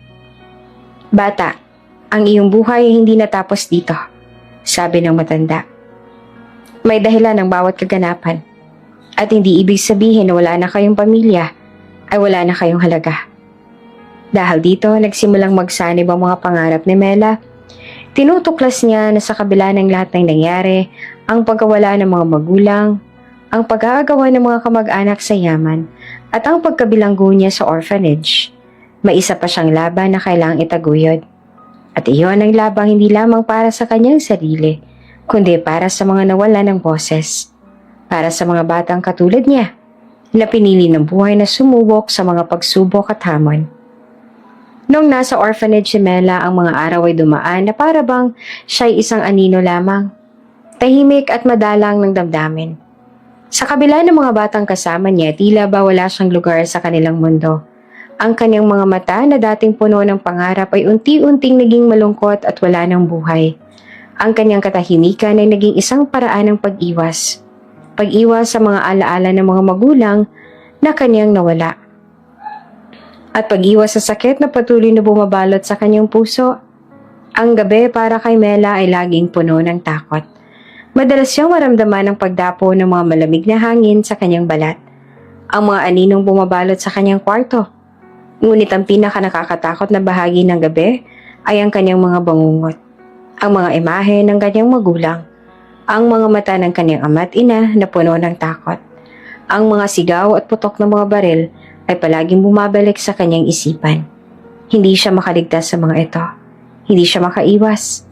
Parang isang pelikula na paulit-ulit niyang pinapanood at hindi niya matanggal-tanggal mula sa kanyang alaala. Ang kanyang katawan ay nilalabanan ng takot, ngunit ang kanyang isipan ay tuluyang nagbigay daan sa mga bangungot. Bawat gabi ay tila isang digmaan. Minsan, nagising siya sa kalagitnaan ng gabi. Luhang umaagos mula sa kanyang mga mata. Ngunit wala siyang boses upang ipahayag ang nararamdaman. Hindi siya makapagsalita. Hindi niya kayang iparating kung gaano siyang nasasaktan, kung gaano siyang kalungkot at kung gaano siyang kakailangan ng tulong. Sa mga gabing yun, nagsimula siyang magtago sa kanyang sarili. Ang mga bata sa orphanage ay madalas makita siya nakaupo sa isang sulok. Ang kanyang mga mata ay nakapako sa malayo, na para bang naghahanap ng sagot sa isang tanong na wala siyang kaalaman kung paanong sagutin. Hindi na siya tulad ng dati, ang batang puno ng pag-asa at saya. Minsan kapag may lumapit sa kanya upang tanungin kung anong nangyari, hindi siya nakakasagot. Para bang ang kanyang bibig ay napako sa isang lugar. Ang mga salita ay natigil at hindi na kayang umabot sa kanyang labi. Ang mga alaala ng kanyang magulang ay nagbabalik sa bawat pagkakataon. Ang pagkawala nila, hindi ko matanggap. Sabi ni Mela sa kanyang isip, ngunit hindi niya kayang iparating ang kanyang nararamdaman. Sana hindi nangyari yun. Ang mga salitang hindi niya kayang sabihin, ngunit patuloy na naglalaro sa kanyang isipan. Habang ang mga bangungot ay patuloy na dumadalaw sa kanyang mga gabi, natutunan ni Mela na magtago ng mas malalim sa kanyang sarili. Pati ang kanyang mga damdamin na nagsimula ring mawalan ng lakas, tulad ng kanyang boses na nawalan na ng sigla. Ang katahimikan niya ay naging kanyang kanlungan. Isang pader na nagsisilbing proteksyon laban sa sakit, laban sa mga alaala ng kanyang mga magulang, laban sa mundo na patuloy na nagiging magulo at puno ng pasakit. Sa mga unang araw na magkasama sila ni Jared sa ilalim ng isang bubong bilang mag-asawa, tila ba hindi na kayo magsimula ng bagong buhay ni Mela. Ang mga araw ay puno ng kalungkutan. Wala na siyang magawa kundi ang magtiis at maghintay na magbago ang mga bagay. Pero sa bawat sandali ng pagiging magkasama nila, tila ang kanyang mga pag-asa ay nalalapit na. Dahil nga sa hindi magandang pagsisimula, bawat galaw ni Jared ay nagiging malaking dahilan ng kanyang sakit. Hindi ito ang buhay na pinangarap ko. Ang naisip ni Mela habang nakatingin sa kanyang asawa. Nais niyang sumigaw. Magtanong kung bakit siya dumaan sa ganitong klaseng kalbaryo. Pero wala siyang lakas. Wala ni isang salita ang kayang lumabas mula sa kanyang bibig. Tila bang katahimikan ay naging kanyang pangalawang balat. Isang pader na nagpapaalab sa kanyang pagkadismaya. Kahit hindi siya magsalita, ramdam na ramdam ni Mela ang malamig na pagtrato ni Jared. Hindi man siya nananakit o may ginagawang masama, ang kanyang ugali ay tila hindi nakakapagbigay ng kahit kaunting aliw kay Mela. Si Jared ay malamig sa kanya. Para bang ang mga mata nito ay hindi makita ang kanyang mga pangangailangan, ang kanyang mga nararamdaman, o ang kanyang pagkatao. Ang pagiging magkasama nila ay parang isang pagganap lamang sa isang papel. Isang obligasyon na kailangang tapusin ng walang tunay na koneksyon. Sa ugali na lang papawi. Hindi pa nagawa. Naisip ni Mela sa mga gabing magkasama sila. Minsan, kapag magkasama sila sa kwarto, hindi siya makapaniwala na siya na ang asawa ni Jared. May mga sandaling tinitingnan niya siya. At para ba napapaisip siya kung bakit siya naririto. Kung bakit siya nagpakasal kay Jared na walang ibang ginawa kundi ang maging malamig at hindi maunawaan. Hindi niya na kaya magpanggap na okay lang, na kaya niya magpatuloy ng buhay sa ganitong kalagayan. Kung minsan naiisip niya kung tapusin na lang ang lahat, na mas madali pa siguro kung hindi na siya magpatuloy sa ganitong sakit. Ngunit alam ni Mela na sa kanyang puso ay hindi siya ganoon. Mahirap ang kalagayan niya, pero hindi siya duwag. Isang bahagi sa kanya ang patuloy na naglalaban para magpatuloy upang harapin ang lahat ng pagsubok. Kahit na ang buhay nila ni Jared ay tila hindi umaayon sa kanyang mga pangarap. Minsan nandoon lang siya, nakatingin sa mga pader ng kanilang kwarto. Tinatanong ang sarili kung paano siyang nakarating dito. Kung bakit hindi siya pinili ng tadhana na makatagpo ng isang tao na magmamahal sa kanya ng tapat at walang kondisyon. Ngunit si Jared ay hindi ganoon. Ang kanyang mga pagkilos ay tila puno ng ines. At ang mga salitang binigkas nito ay palagi nagiging malamig na hangin na hindi kayang magbigay ng init sa puso ni Mela. Magkaiba ang kwarto nila ni Jared. At kahit isang bubong lang ang kanilang tinatambayan, walang masyadong komunikasyon sa pagitan nilang dalawa. Ngunit hindi ito nangangahulugang wala nang malasakit si Jared. Bagamat malamig ang pakikitungo niya kay Mela, hindi naman ito umaabot sa punto ng pananakit. Hindi siya nagiging marahas o masakit sa kanyang mga salita. May mga pagkakataon pa nga na siya ang nag-aalaga kay Mela sa mga simpleng bagay, gaya ng pagluto ng pagkain, paghahanda ng mga pangangailangan niya. Isang gabi matapos mag-ayos ng ilang gamit, si Mela ang naunang magluto. Tahimik lamang siya sa kusina. Ang bawat galaw ng kanyang mga kamay ay puno ng galak kahit na hindi siya makapagsalita. Minsan kapag nagsasama sila magluto ni Jared, magkaharap sila. Ngunit hindi nag-uusap. Ang tanging naririnig lang ay tunog ng pagputol ng gulay, ang ingay ng kalan at ang pagtagos ng mga amoy ng nilulutong pagkain sa buong kusina. Kahit naman hindi nagsasalita si Mela, ramdam niyang ginagawa ni Jared ang lahat ng ito nang hindi na kinekwestiyon ang mga kondisyon ni Mela. Ang hindi tinatanong kung bakit siya hindi makapagsalita. Isang araw, sinabi ni Mela kay Jared sa pamamagitan ng sign language at mga galaw ng katawan ang kaniyang kalagayan. Naiintindihan naman ito ni Jared agad, at kahit hindi siya nagsasalita, nagbigay siya ng maliit na ngiti. Na para bang sinasabi mo na naiintindihan kita. Minsan, kung may gagawin silang bagay o may pupuntahan, ang tanging tugon ni Mela ay ngiti at tango. Hindi na siya kailangang magsalita dahil ang mga mata ni Jared na parang may kasamang unawa. Walang pag-aalinlangan.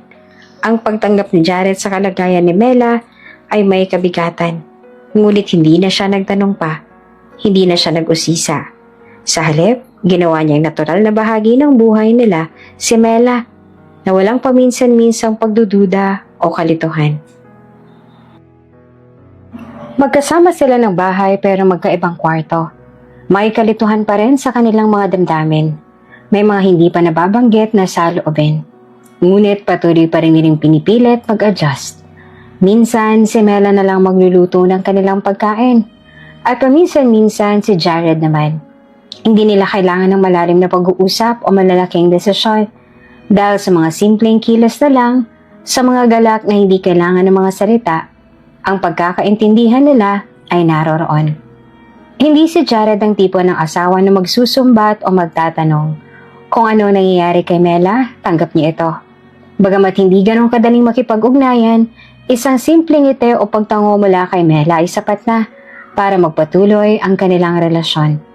Inaalalayan nilang isa't isa, kahit hindi nakikita o naririnig ang mga saloobin. Sa ganitong paraan, nagiging mas matatag ang kanilang buhay mag-asawa. Hindi dahil sa mga salita, kundi dahil sa mga tahimik na pagkilos ng bawat isa. Hindi alam ni Mela kung anong pumasok sa isip ni Jared nang bigla nitong imungkahe ang hiking sa Mount Pulag. Hindi siya sigurado kung anong layunin o dahilan ni Jared sa pag-aanyaya. Ngunit sa pagkakataong yon, wala siyang nais kundi sundin na lamang ang mga sinasabi nito. Habang hindi niya kaya magsalita, gamit ang mga galaw ng katawan at mga simpleng tanda, si Mela ay madalas na nagpapakita ng pagsang-ayon o pagtanggi. Nang tinanong siya ni Jared, nagsalubong ang kanilang mga mata. At nang makita ni Mela ang simpleng ngiti ni Jared, mabilis niyang ibinaba ang kanyang hintuturo upang mag-thumbs up.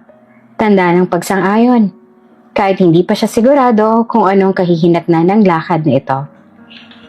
Kinabukasan, mas maaga pa sa inaasahan, nagising na sila upang maghanda. Inayos nilang mga gamit na dadalhin sa kanilang hiking trip, mga pagkaing madaling dalhin, mga kagamitan para sa kaligtasan, at mga damit na akma sa panahon sa bundok ng Mount Pulag. Si Mela, na sanay na sa tahimik na buhay, hindi na nagdalawang isip na mag-empake.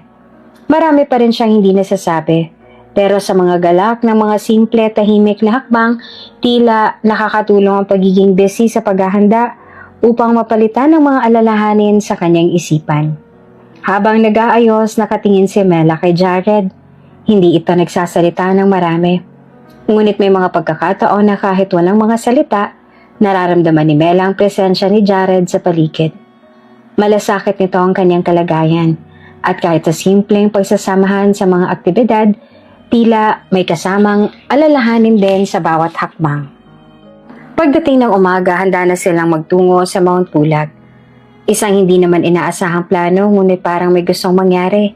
Iniisip ni Mela siguro, kaya siya inaniyahan ni Jared ay para makalabas sa kahon ng katahimikan na bumabalot sa kanya araw-araw. Ang pag-akyat sa bundok, sa halip na maging pabigat, ay nagbigay sa kanya ng pakiramdam ng isang bagong simula. Isang pagkakataon na mag-explore, magtanaw ng mas malalim sa buhay, at hindi lamang magtago sa nakaraan. "Let's go, Mela," sabi ni Jared habang inaayos ang bag na dala. Hindi siya tumingin kay Mela, pero ang tono ng boses nito ay may kasamang konting kasiyahan. Hindi na nag-aksaya ng oras si Mela. Nagsimula silang maglakbay patungo sa Mount Pulag, isang bundok na kilala sa kagandahan ng mga tanawin at malamig na klima. Ang bundok na iyon ay matatagpuan sa Baguio, kaya't may mga oras pa ng biyahe. Sa buong biyahe, hindi ganoong nagsalita si Jared at mas komportable na si Mela sa ganitong uri ng tahimik na pagsasama. Paminsan-minsan magkausap sila sa mga simpleng tanong. Teka, okay ka lang ba? Tanong ni Jared na tinutukoy ang mga gamit na kanilang dala. Ang tanging tugon naman lang ni Mela ay isang simpleng ngiti at pagtaas ng mga kilay. Thumbs up, okay ako. Palihim na tagon ni Mela sa pamamagitan ng mga galaw ng katawan. Sa bawat pagdaan ng oras, habang papalapit na sila sa mga tulag, hindi napigilan ni Mela ang pag-iisip. Baka ito na ang pagkakataon na magbukas siya sa bagong karanasan, sa isang bagong buhay. Sa bawat hakbang na ginagawa nila, pakiramdam ni Mela ay may bagong simula. Baka hindi pa siya ganap na nakalabas mula sa kadiliman ng kanyang nakaraan. Ngunit ang hiking na ito ay isang hakbang patungo sa muling pagtuklas ng kanyang sarili. Habang naglalakad sila patungo sa mga tulag, nagsimula namang lumalim ang sikat ng araw at kumulo ang hangin.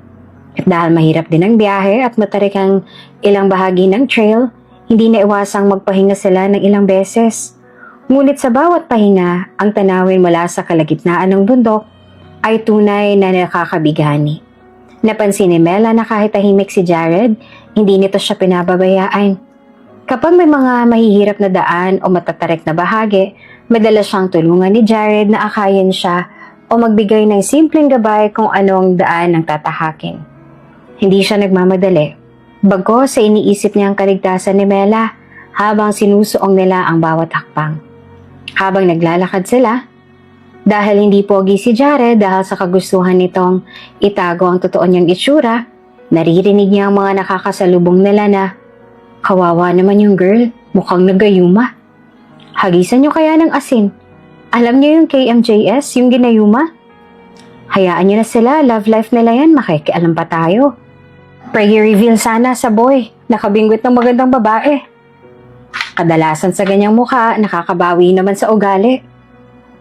Dahil hapon na at nalamig na rin ang paligid, nagpasya silang magpahinga sa isang stopover na may mga tindahan ng pagkain at ilang mga lokal na produkto. Ang mga maliliit na tindahan na matatagpuan sa lugar na ito ay nagbibigay sa mga naglalakbay ng pagkakataong makapagpahinga at kumain bago magpatuloy sa kanilang pag-akyat. Si Mela, kahit na hindi siya ganap na makapagsalita, ay nauunawaan ng mga pangyayari at nadarama ang mga simpleng galak na dulot ng mga pagkakataong yon. Habang nagsisilbing pansamantalang pagpos sa kanilang paglalakbay, tiningnan niyong mabuti ang mga paligid at mga tindahan na nag-aalok ng lokal na pagkain. Mga prutas, tinapay at ilang mga merienda na may kasamang malamig na inumin.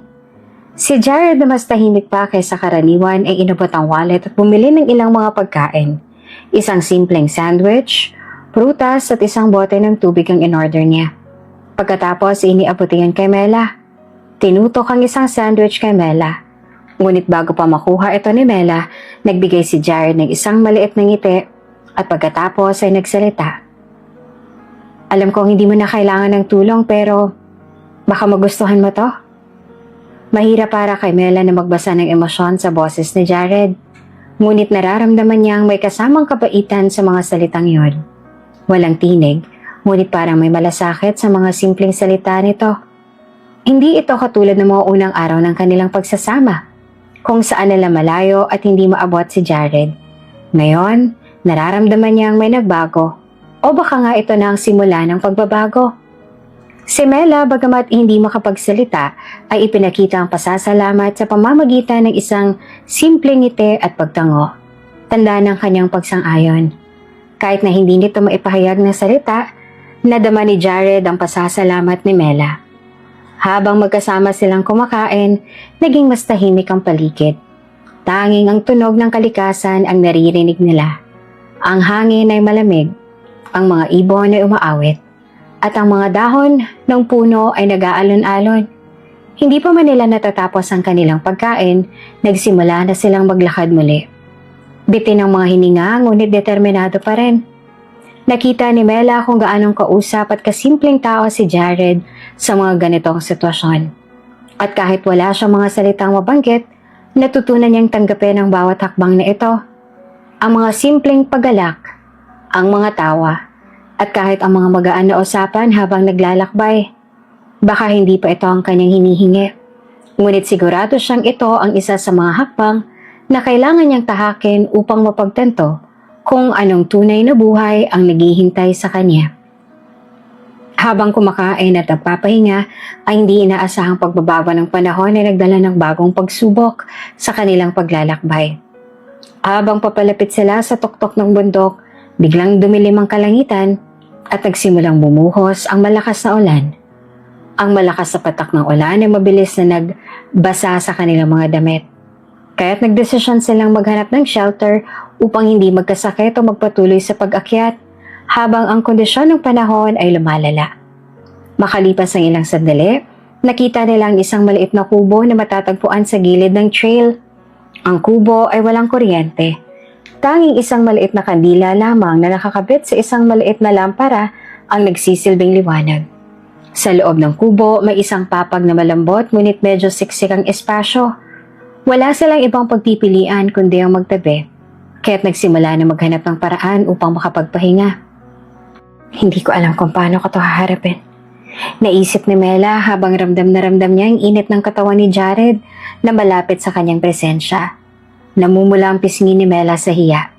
Ngunit wala siyang magawa kundi ang umupo at maghintay. At kahit na hindi siya sanay na magtabi sa kahit kanino, iniisip niyang ito ay isa lamang sa mga hindi inaasahang pangyayari na kailangan niyang tiisin. Si Jared naman, bagamat hindi gaanong komportable sa sitwasyon, ay hindi ito pinakita kay Mela. Ipinagpatuloy niya ang pag-aasikaso sa kanilang kalagayan at agad na kumuha ng karton mula sa tabi para gawing pamaypay upang mawala ang init sa kubo. Pumunta siya sa tabi ni Mela.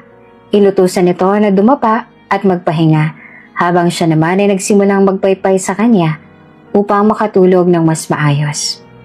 Hindi na sila makapagpahinga ng maayos sa ganitong kainit, kaya't ang simpleng paypayan ay malaking tulong. Matapos ang ilang minuto ng tahimik na pagpapaypay, napansin naman ni Mela na tila kumukulo ang pakiramdam niya sa tiyan. Hindi niya kaya magpaliwanag kay Jared kung ano ang nararamdaman, kaya't gumamit na lamang siya ng simpleng senyas. Tinutok ni Mela ang kanyang mga mata kay Jared at pagkatapos ay ginawa ang galaw ng kamay na nangangahulugang kailangan niyang pumunta sa CR.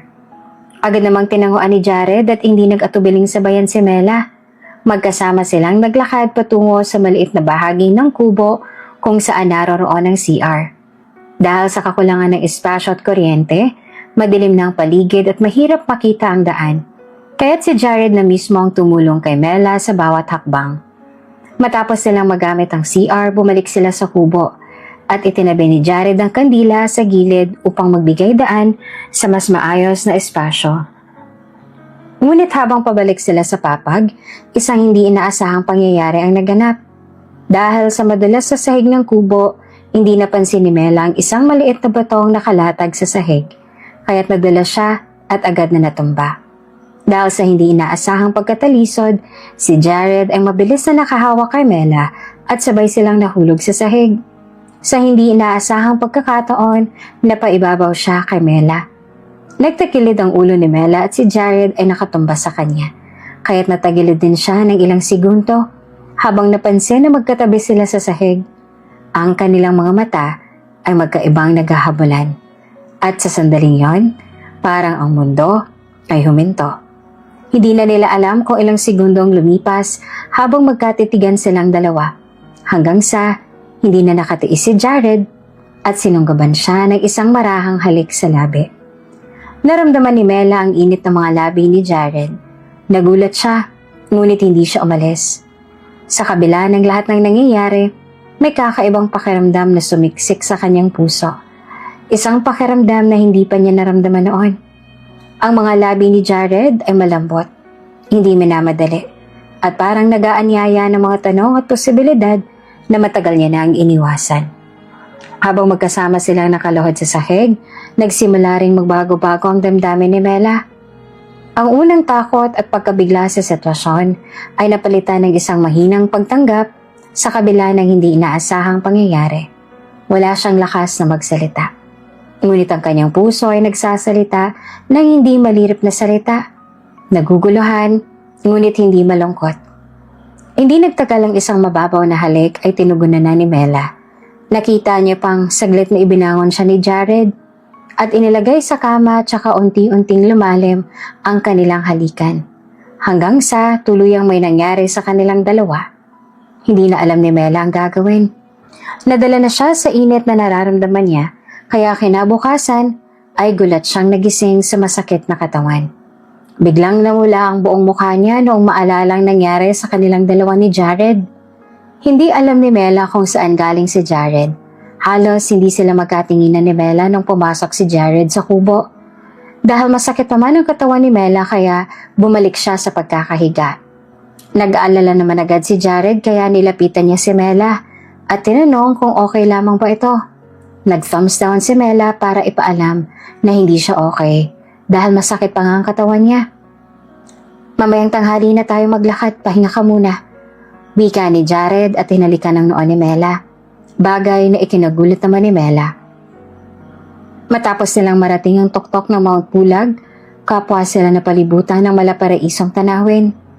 Ang langit ay may halong kahel at asul at ang mga ulap naman sa ibaba nila ay mistulang dagat ng bulak na unti-unting lumalapat sa kabundukan. Si Mela, bagamat tahimik, ay may kakaibang kinang sa kanyang mga mata habang nakatanaw sa malawak na kalikasan. Ito ang isa sa pinakamagandang lugar na napuntahan ko. Bulong niya sa sarili habang pinagmamasdan ng paligid. Ngunit sa gilid ng kanyang mata, napansin niyang hindi ang tanawin ang tinititigan ni Jared, kundi siya. Bakit mo ko tinitingnan? Mahinang senyas niya gamit ang kamay. Napangiti naman si Jared bago sumagot. Kasi mas maganda kang tingnan kesa sa mga tanawin. Napakunot ang noon ni Mela. Hindi niya alam kung niloloko lang ba siya ni Jared o kung seryoso ito. Kaya umiwas na lamang siya ng tingin. Pero hindi niya napigilang mapangiti ng bahagya. Matapos ang ilang oras na pananatili sa tuktok, nagpasya na silang bumaba. Mas mahirap ang pagbaba kesa sa pag-akyat. Matarik ang daan. At isang maling hakbang lang ay maaaring magdulot ng desgrasya. Careful, paalala ni Jared nang makita niyang medyo nadudula si Mela sa mabatong bahagi ng daan. Tiningnan siya ni Mela at tumango bilang pagsang-ayon. Ngunit kahit anong ingat nila, talagang madulas ang daan dahil sa kaninang ulan. Sa isang iglap, nadula si Mela at nawala ng balanse. Mabilis na umaksyon si Jared at tinawakan ng kanyang kamay bago pa ito tuluyang bumagsak. Ano ka ba? Sabi ko dahan-dahan lang. Saway nito habang mahigpit pa rin siyang hawak. Tila napahiya si Mela, pero hindi niya magawang kumawala sa pagkakahawak ni Jared.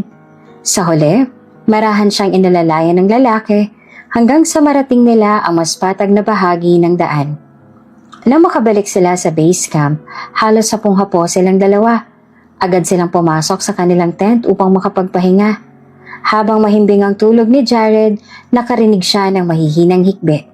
Napadilat siya at napansin niyang nanginginig si Mela sa kanyang higaan. Please, huwag mo silang patayin. Mama, Papa. Mahinahong bulong nito habang nananaginip. Agad siyang bumangon at dahan-dahang niyugyog ang balikat ni Mela. Mela, gising, bangungot lang yan. Mahina niyang sabi. Ngunit nananatili itong umiiyak sa kanyang panaginip. Don't let them get me. Biglang sigaw ni Mela. Dahilan para mapatigil si Jared. Hindi lamang basta ungol ng panaginip ang narinig niya.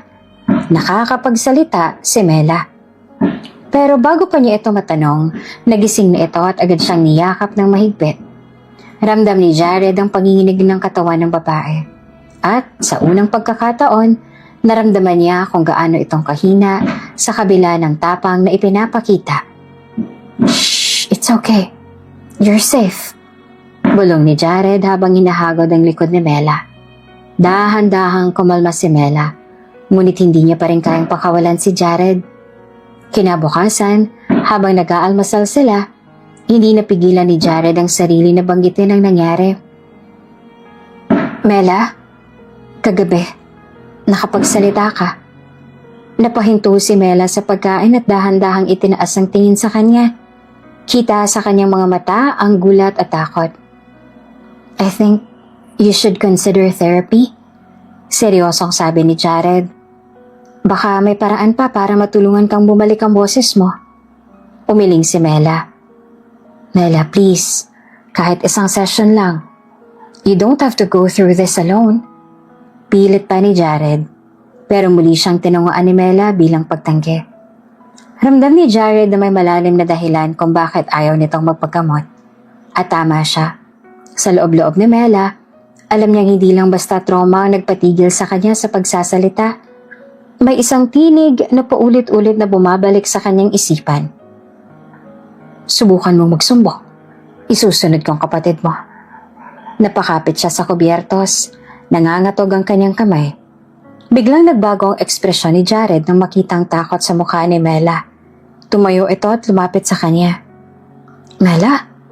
Mela, are you okay? Nanginginig ang mga labi ni Mela habang nakatitig sa kanya.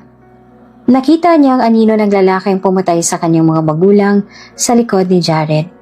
Parehong tindig, parehong ekspresyon. Mela, it's me. Napapanik na ang boses ni Jared. Nang hindi ito sumagot, agad siyang yumuko at niyakap ang babae. Hinihigpitan ng yakap upang paramdam dito na ligtas siya. Ilang saglit ang lumipas bago bumalik sa kasalukuyan si Mela. Huminga siya ng malalim bago dahan-dahang inilayo ang sarili kay Jared. Tinitigan niya ito. Tila ba gustong sabihin ng isang bagay, pero walang lumabas na salita. Napailing si Jared at hinawakan ang kamay ni Mela. Hindi kita pipilitin, pero gusto kong malaman mo na nandito lang ako. Seryoso ang sabi niya. Sa unang pagkakataon, naramdaman ni Mela na hindi siya nag-iisa. Sa tuwing ipipikit ni Mela ang kanyang mga mata, hindi ang katahimikan ng paligid na bumabalot sa kanya, kundi ang malalakas na putok ng baril, ang sigaw ng kanyang ina, ang boses ng isang lalaki na puno ng kasakiman. Ang kanyang katawan ay naninigas sa takot, habang kanyang isipan ay patuloy na binabalikan ng araw na nagwasak sa kanyang buhay. At dahil dito ang dating tahimik, ngunit mahinahong buhay niya kasama si Jared ay nagsimulang mabahira ng pangamba. Napansin ni Jared ang pagbabago. Kung dati ay tahimik lamang si Mela ngunit kalmado, ngayon ay tila ibang-iba na siya. Mas madalas na itong natutulala. Para bang nasa ibang mundo ang isip. Isang simpleng ingay lamang, isang mahina at biglaang paghawak sa kanya ay naging dahilan upang mapatili ito at mapaatras. Punong-puno ng takot ang kanyang mga mata. Isang gabi habang nagluluto si Jared sa kusina, napadaan siya sa sala at nakita niya si Mela na nakaupo sa gilid ng sofa. Mahigpit na hawak ang kanyang tuhod. Hindi ito gumagalaw. Hindi rin kumikibo. Tuluyang nawawala sa sarili. Mela? Tawag niya na may halong pag-aalala sa boses. Hindi siya sinagot ni Mela. Sa halip ay nanatili itong nakayuko. Tila hindi siya naririnig. Agad siyang lumapit at marahang hinawakan ang kamay nito. Ngunit laking gulat niya nang bigla itong mapaatras. Para bang hawak niya ang isang bagay na makakapaso rito. Mela, hey, it's me. Mahinahon niyang sabi. Ano bang nangyayari sa'yo? Umiling si Mela. Mabilis at paulit-ulit, parang isang batang kinakatakutan ng isang bagay na hindi niya kayang banggitin. Napabuntong hininga si Jared, siya kamarahang lumuhod sa harapan nito upang mapantayan ang kanyang tingin. Mela, tinawag niya ulit ang pangalan nito, mas malambing na ngayon, mas puno ng pag-aalaga. Alam kong may bumabagabag sa'yo. Alam kong may tinatago ka, pero hindi mo kailangang itago yan mag-isa. Dahan-dahang tumingin si Mela sa kanya, at sa unang pagkakataon, nakita ni Jared ang mga matang punong-puno ng takot at pangamba. Para bang may isang parte ng nakaraan nito na ayaw nitong balikan, na kahit isang salita lamang ay maaaring makakapagpagbagsak sa mundong pilit nitong binubuo. Nakita niyang nanginig ang mga labi nito. Tila may gustong sabihin ngunit hindi magawa. Please, Mela. Muling pakiusap ni Jared. Sabihin mo sa akin. Nandito ako, hindi kita pababayaan. Ngunit sa halip na sumagot, isang luhang pumatak mula sa mata ni Mela. At sa halip na magsalita, marahan itong iniwas ang tingin at iniiling ang ulo. Isang hudyat na kahit anong pilit pa ni Jared, hindi pa ito handa. Napabuntong hininga na lamang si Jared. Alam niyang hindi niya ito maaaring pilitin. Pero isa lang ang sigurado niya. Hindi siya hihinto hanggat hindi niya napoprotektahan si Mela laban sa anuman o sino man na bumabalik upang guluhin ang kanyang isipan. Isang linggo ang lumipas bago tuluyang pumayag si Mela na sumailalim sa gamutan. Sa kabila ng matinding pangungumbinsi ni Jared, matagal itong nagmatigas. Ngunit sa huli napapayag rin niya ito. Ngunit sa kabila ng pagpayag ni Mela, may isang bagay na hindi mawala sa isip ni Jared. Ang pakiramdam na may tinatago ito. Noong una iniisip niya na baka natatakot lang si Mela na baka hindi pa ito handang harapin ang nakaraan. Pero habang lumilipas ang mga araw, mas lalo niyang napapansin ang kakaibang ikinikilos nito. Tuwing umaga, maaga itong umaalis. Hindi nagsasabi kung saan pupunta. Minsan pag uwi nito, halatang pagod. May kung anong lungkot sa mga mata. Sinubukan niyang tanungin ito. Ngunit hindi siya sinasagot. Kapag pipilitin niya, tanging iling at pag-iwas ang tingin lamang ang isinasagot nito. Nagdududa si Jared. At isang gabi, hindi niya napigilang maglabas ng sama ng loob. Saan ka na naman galing, Mela? Malamig ang kanyang tinig habang nakatayo sa may pintuan ng sala. Napahinto si Mela sa pagpasok at kita sa kanyang mukha ang gulat. Ngunit agad rin itong ibinaling ang tingin sa sahig. Umiwas sa mga mata ang nagtatanong. Huwag mo akong iwasan, Mela. Mas lumalim ang boses ni Jared. Halatang pigil ang inis. Gabi-gabi ka na lang umaalis. Hindi mo ba lang ako sinasabihan? Tapos pag uwi mo parang may bumabagabag sa'yo, ano pang nangyayari? Nanatiling tahimik si Mela. Hinawakan niya ang laylayan ng kanyang damit. Mahigpit itong pinisil. Parang inipon ang lakas ng loob na wala siya. Hindi na napigilan ni Jared ang sarili. Mela, kaya mo namang magsalita, hindi ba? Napalingon si Mela sa kanya. Kita sa mukha nito ang takot at gulat. Sabi ng doktor, posible ka makapagsalita kung gugustuhin mo. Pero bakit hanggang ngayon hindi mo sinusubukan? Halatang hinanakit sa boses ni Jared. May hindi ka ba sinasabi sa akin? Sa pagkakataong yon, hindi na napigilan ni Mela ang pag-ikot ng kanyang sikmura sa kaba. Pakiramdam niya ay nalulunod siya sa bigat ng kanyang lihim. Ngunit hindi siya maaaring magsalita. Hindi niya maaaring ipaalam kay Jared ang tungkol sa kapatid niyang matagal niya nang tinatago. Ang kapatid niyang naiwan sa bahay ampunan. Siya ang dahilan kung bakit palagi siyang umaalis. Siya ang dahilan kung bakit pilit niyang iniingatan ng katahimikan. Minsan pa noong bata siya, bago naganap ang trahedya sa kanilang pamilya, may isang batang babae siyang lagi niyang nakakalaro. Maliit pa ito, kulot ang buhok, mahilig sa stuffed toys. Lala, huwag kang lalayo sa tabi ko Madalas niyang paalala rito noon. Tuwing maglalaro sila sa labas ng bahay nila. Bakit naman ate? Inosenteng tanong naman ng kanyang munting kapatid. Kasi gusto ka tang protektahan. Ngumiti siya at hinawakan ng kamay nito.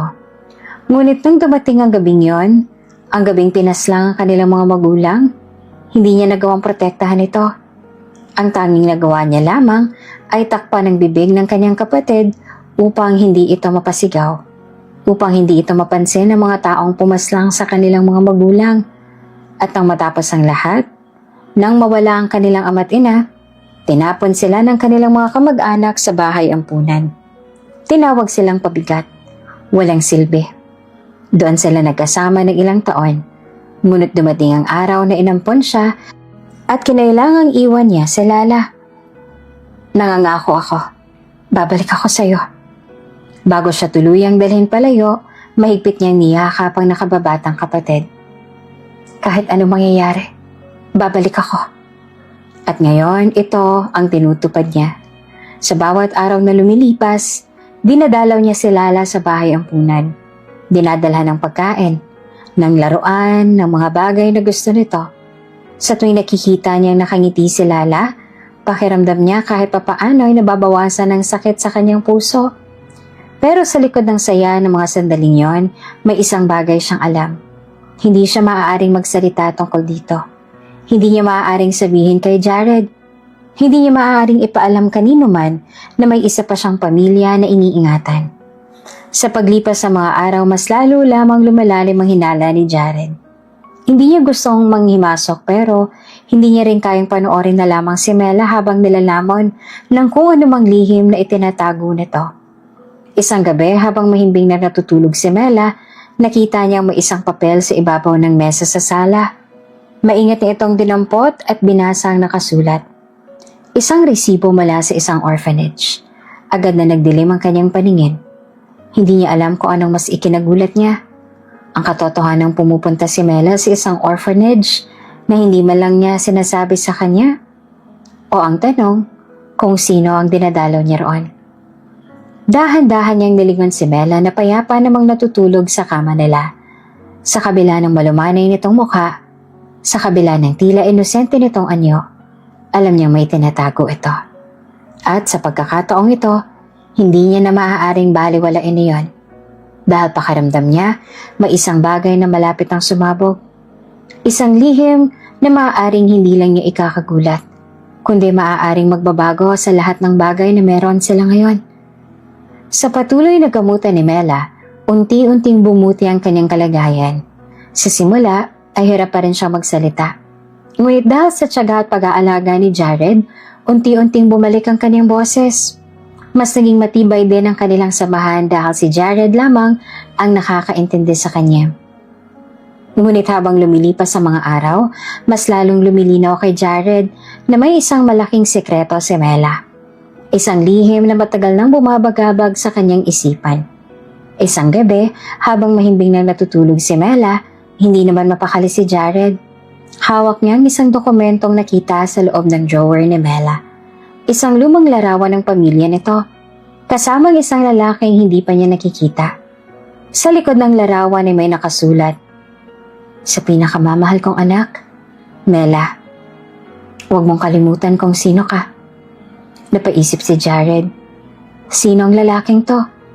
At bakit tila may lungkot sa mga mata ni Mela tuwing nag-uusap sila tungkol sa kanyang nakaraan?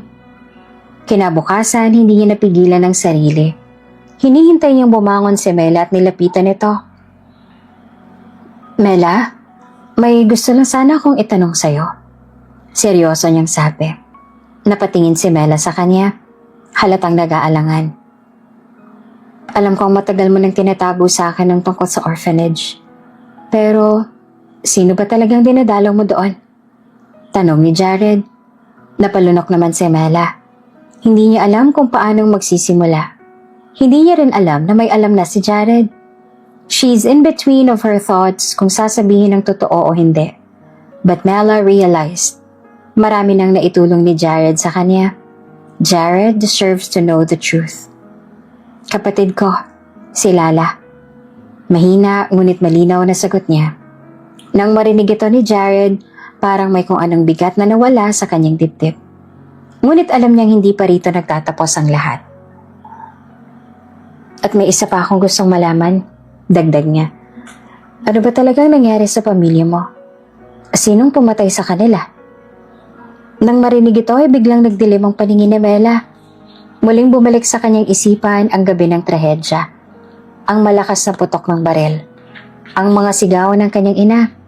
At ang takot sa kanyang puso habang mahigpit niyang yakap ang kanyang kapatid. Hindi siya nakasagot. Ngunit sa pagkakataong ito, hindi rin siya umatras. Hindi siya lalayo sa katotohanan. "Gusto kong malaman ang lahat, Mela. Gusto kitang tulungan. Gusto kong lubusan kang makilala." Mahinahong sabi ni Jared. Huminga ng malalim si Mela at sa wakas ay inilahad ang buong katotohanan. "Ang kinilala kong ama. Ang lalaki nagpalaki sa akin matapos akong dalhin sa bahay ampunan. Siyang may kagagawa ng lahat." Pabulong niyang sabi habang nangingilid ang luha sa kanyang mga mata. Nagulat si Jared. "Anong ibig mong sabihin?" "Your dad set this all up?" Naguguluhan ako. "Siyang nagpapatay sa tunay kong mga magulang. Isa siya sa mga kamag-anak namin na gustong kamkamin ng yaman ng aking pamilya. Tauhan niyang pumasok sa bahay namin ng gabing yon. At ngayon nagpapanggap siyang nagmamalasakit sa akin. Halos pabulong ngunit puno ng hinanakit na sagot ni Mela. Parang binuhusan naman ng malamig na tubig si Jared sa narinig. Paano nagawa ng isang taong kinikilala ni Mela bilang ama ang isang napakalaking kasalanan? Hindi na nagdalawang isip pa si Mela. Alam niyang panahon na para harapin ang taong minsang tinawag niyang ama. Isang araw nagpunta siya sa mansyon ng lalaki. Dahan-dahan siyang pumasok. Kita sa kanyang mukha ang matinding galit at pangamba. Hindi niya na kayang palampasin pa ang kasinungalingang ito. Pero hindi siya nagpapadalos-dalos dahil sinabihan siya ni Jared na kung may plano ito ay isama siya sa plano. Hindi niya hahayaang may mangyaring masama kay Mela dahil asawa niya ito. Bagay na ikinamula naman ng pisngi ni Mela. Seryosong usapan, gumaganyan ka, Jared. Nagulat si Mela nung bigla siyang halikan sa labi ni Jared. I won't let anyone hurt you, Mela. Not on my watch. Patungo sa dati nilang tinutuluyan ay nakita niya ang matandang lalaki. Payapa nakaupo sa kanyang opisina. Abala sa pagbabasa ng mga papeles. Nang maramdaman nito ang presensya ni Mela, tiningnan siya nito ng may bahagyang pagtataka. Mela, anong ginagawa mo rito? Hindi ba dapat nasa house ka lang kasama ang asawa mo? Tanong nito. Ngunit hindi man lang nagpakita ng kahit anong emosyon. Mariing tiningnan siya ni Mela. Alam ko na ang lahat. You can't hide the truth forever. You animal. Malamig yung sagot. Alam ko na ikaw may kagagawan sa pagkamatay ng mga magulang ko. Nanlaki ang mga mata ng matanda, ngunit mabilis din itong bumalik sa normal. Napabuntong hininga ito, tsaka ngumiti na mapait. At ano ngayon? Anong balak mong gawin? Ano naman kung alam mo? Gaganti ka. Gigil na gigil si Mela. Hindi niya alam kung kaya niya bang pigilan ang sarili. Paano mo nagawang patayin ang sarili mong kapatid? Paano mo nagawang pabayaan kami ni Lala? Sa halip na sumagot ng may pagsisisi, natawa lamang matanda. You should be thankful. Kung hindi kita kinupkop, nasang kapupulutin ngayon? Malamig nitong sagot. Akala mo ba may pakialam ako kung anong nangyari sa'yo noon? Isa ka lang pabigat. Mabuti nga't hinayaan kitang magpakasal kay Jared kasi kung hindi, hanggang ngayon wala ka pa rin kwenta. Nagkaboses ka lang, yumabang ka na, Mela. You should know your place. Napapikit si Mela. Nanginginig sa galit. Hindi siya makapaniwala na ang tanging lalaking itinuring niyang pamilya ay kayang magsabi ng ganitong bagay. Sa puntong yun, pumasok si Jared sa kwarto. Hindi ka nag-iisa, Mela. Seryoso nitong sabi. Hindi ka na matatakot pang harapin ang katotohanan. Tumayo ang matanda. Nanlilisik ang mga mata. At anong gagawin niyo? Wala kayong ebidensya. Kahit anong gawin niyo, ako pa rin ang may kontrol sa lahat. Ngunit hindi na ito nagpatuloy pa. Nakatunog na si Jared. Matagal na pala niyang iniimbestigahan ang taong ito. At sa tulong ng isa pang private investigator, nakalap nilang ebidensyang magpapatunay sa kasalanan nito. Dinala nila ito sa isang mga otoridad. Hindi nagtagal, natanggap ng matanda ang hostisyang matagal nang hinihintay ni Mela. Sa wakas, ang bangungot ng kanyang nakaraan ay tuluyan ng naputol. Sa labas ng korte, mahigpit siyang niyakap ni Jared. Tapos na ang lahat. Bulong nito. Tuluyan ang bumagsak ang luha ni Mela. Pero sa pagkakataong ito, hindi na ito dahil sa takot, kundi dahil sa kalayaan. Sa unang pagkakataon, muli siyang huminga ng maluwag. At sa tabi niya, si Jared ang taong hindi siya iniwan at tinulungan siya makalaya mula sa tanikala ng kanyang nakaraan. Akala talaga ni Mela at Jared ay tapos na ang lahat. Matapos ang mahabang panahon ng pagsasaliksik at pagtuklas ng katotohanan, akala niya ay natuldo ko na ang bangungot ng kahapon. Hindi nila alam, umpisa pa lang yon ng panibagong trahedya. Malamig ang simoy ng hangin ng gabing yon. Nasa harap nila ang lalaking kinilala ni Mela bilang ama. Ang taong pinagkatiwalaan niya noong bata pa siya. Ang taong pilit niyang pinag-aralang mahalin kahit pa madalas siyang tratuhin na parang hindi anak. Ngunit sa pagkakataong yon, Wala nang bakas ng pagmamahal o kahit anong pagpapanggap sa mukha ng lalaki. Puro galit. Puro puot. Wala kayong alam. Hindi niyo naiintindihan kung bakit ko ginawa yon. Sigaw nito. Nanginginig ang boses sa pagitan ng kanyang mga malalim na paghinga. Wala kang karapatang sabihin yan. Sagot naman ni Mela gamit ang boses na matagal nang nawala sa kanya. Boses na bumalik dahil kay Jared. Pinatay mo ang tunay kong mga magulang. Pinagkaitan mo kami ng buhay na dapat sana'y masaya.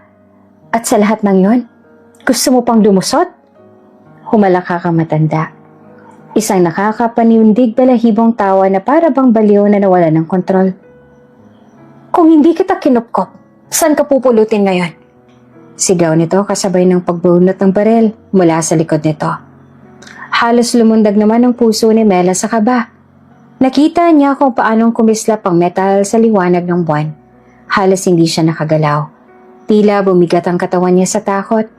Ngunit bago pa niya tuluyang maunawaan ang nangyayari, isang malakas na putok ang umalingaw sa buong lugar. Napaigtad si Mela. Hinintay ang sakit ng bala na dapat sana'y tumagos sa kanya. Pero wala.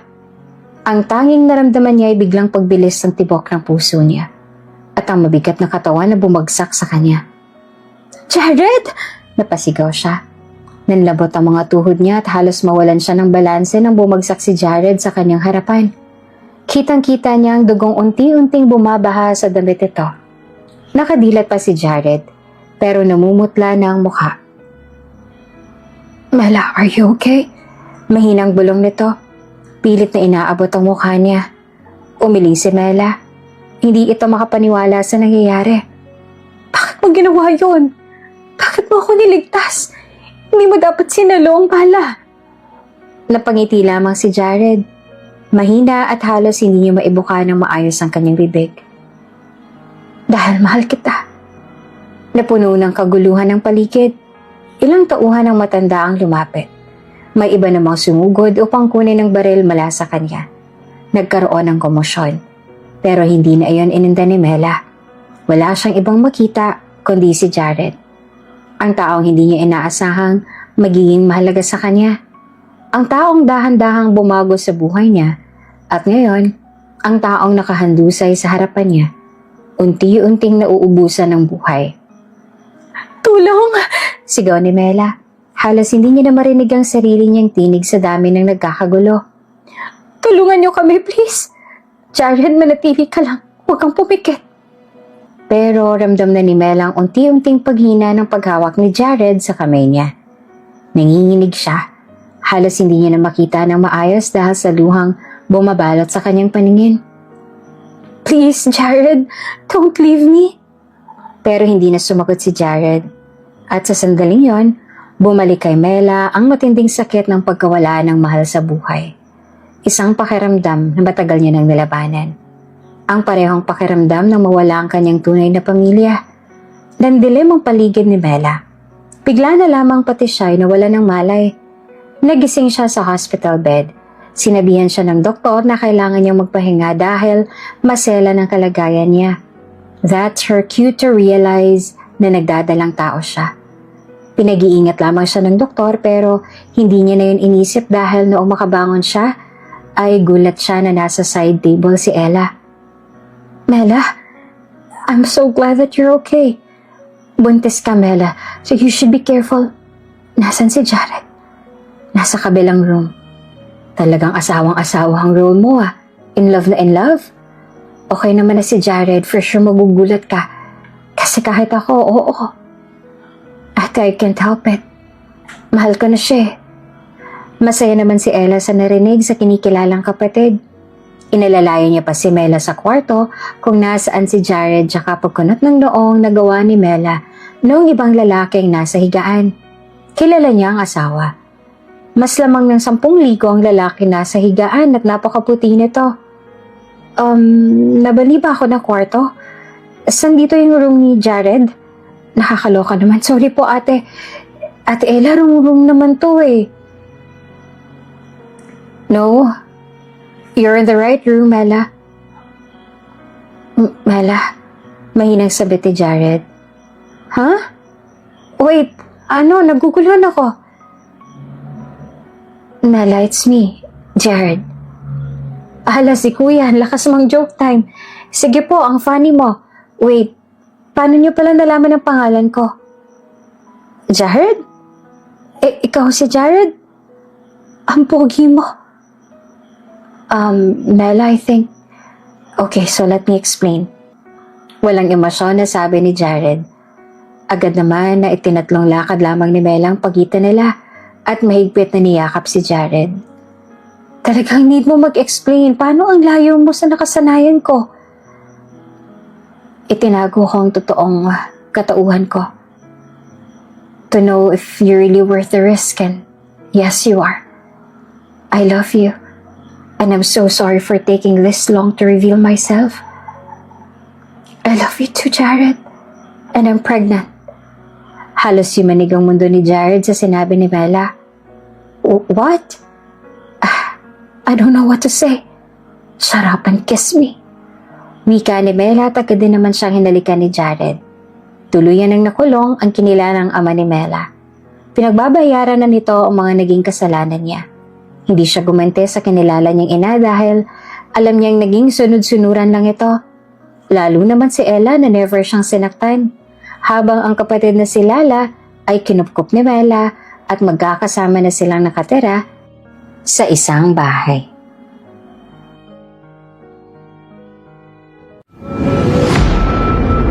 Kung bago ka pa lang sa channel na ito, Ate Jane TV, huwag kalimutang pindutin ang notification bell and subscribe button. Sana po hindi naman malaking abala sa inyo ang pagpindot ng subscribe button dahil ang kapalit po nito ay ang pagsuporta para makapag-produce ng mga libreng stories sa mga channels ni Ate Jane. Maraming salamat! Nawawala si Ella? Halos nagkakagulo na ang lahat. The best day na dapat sa lahat ay naging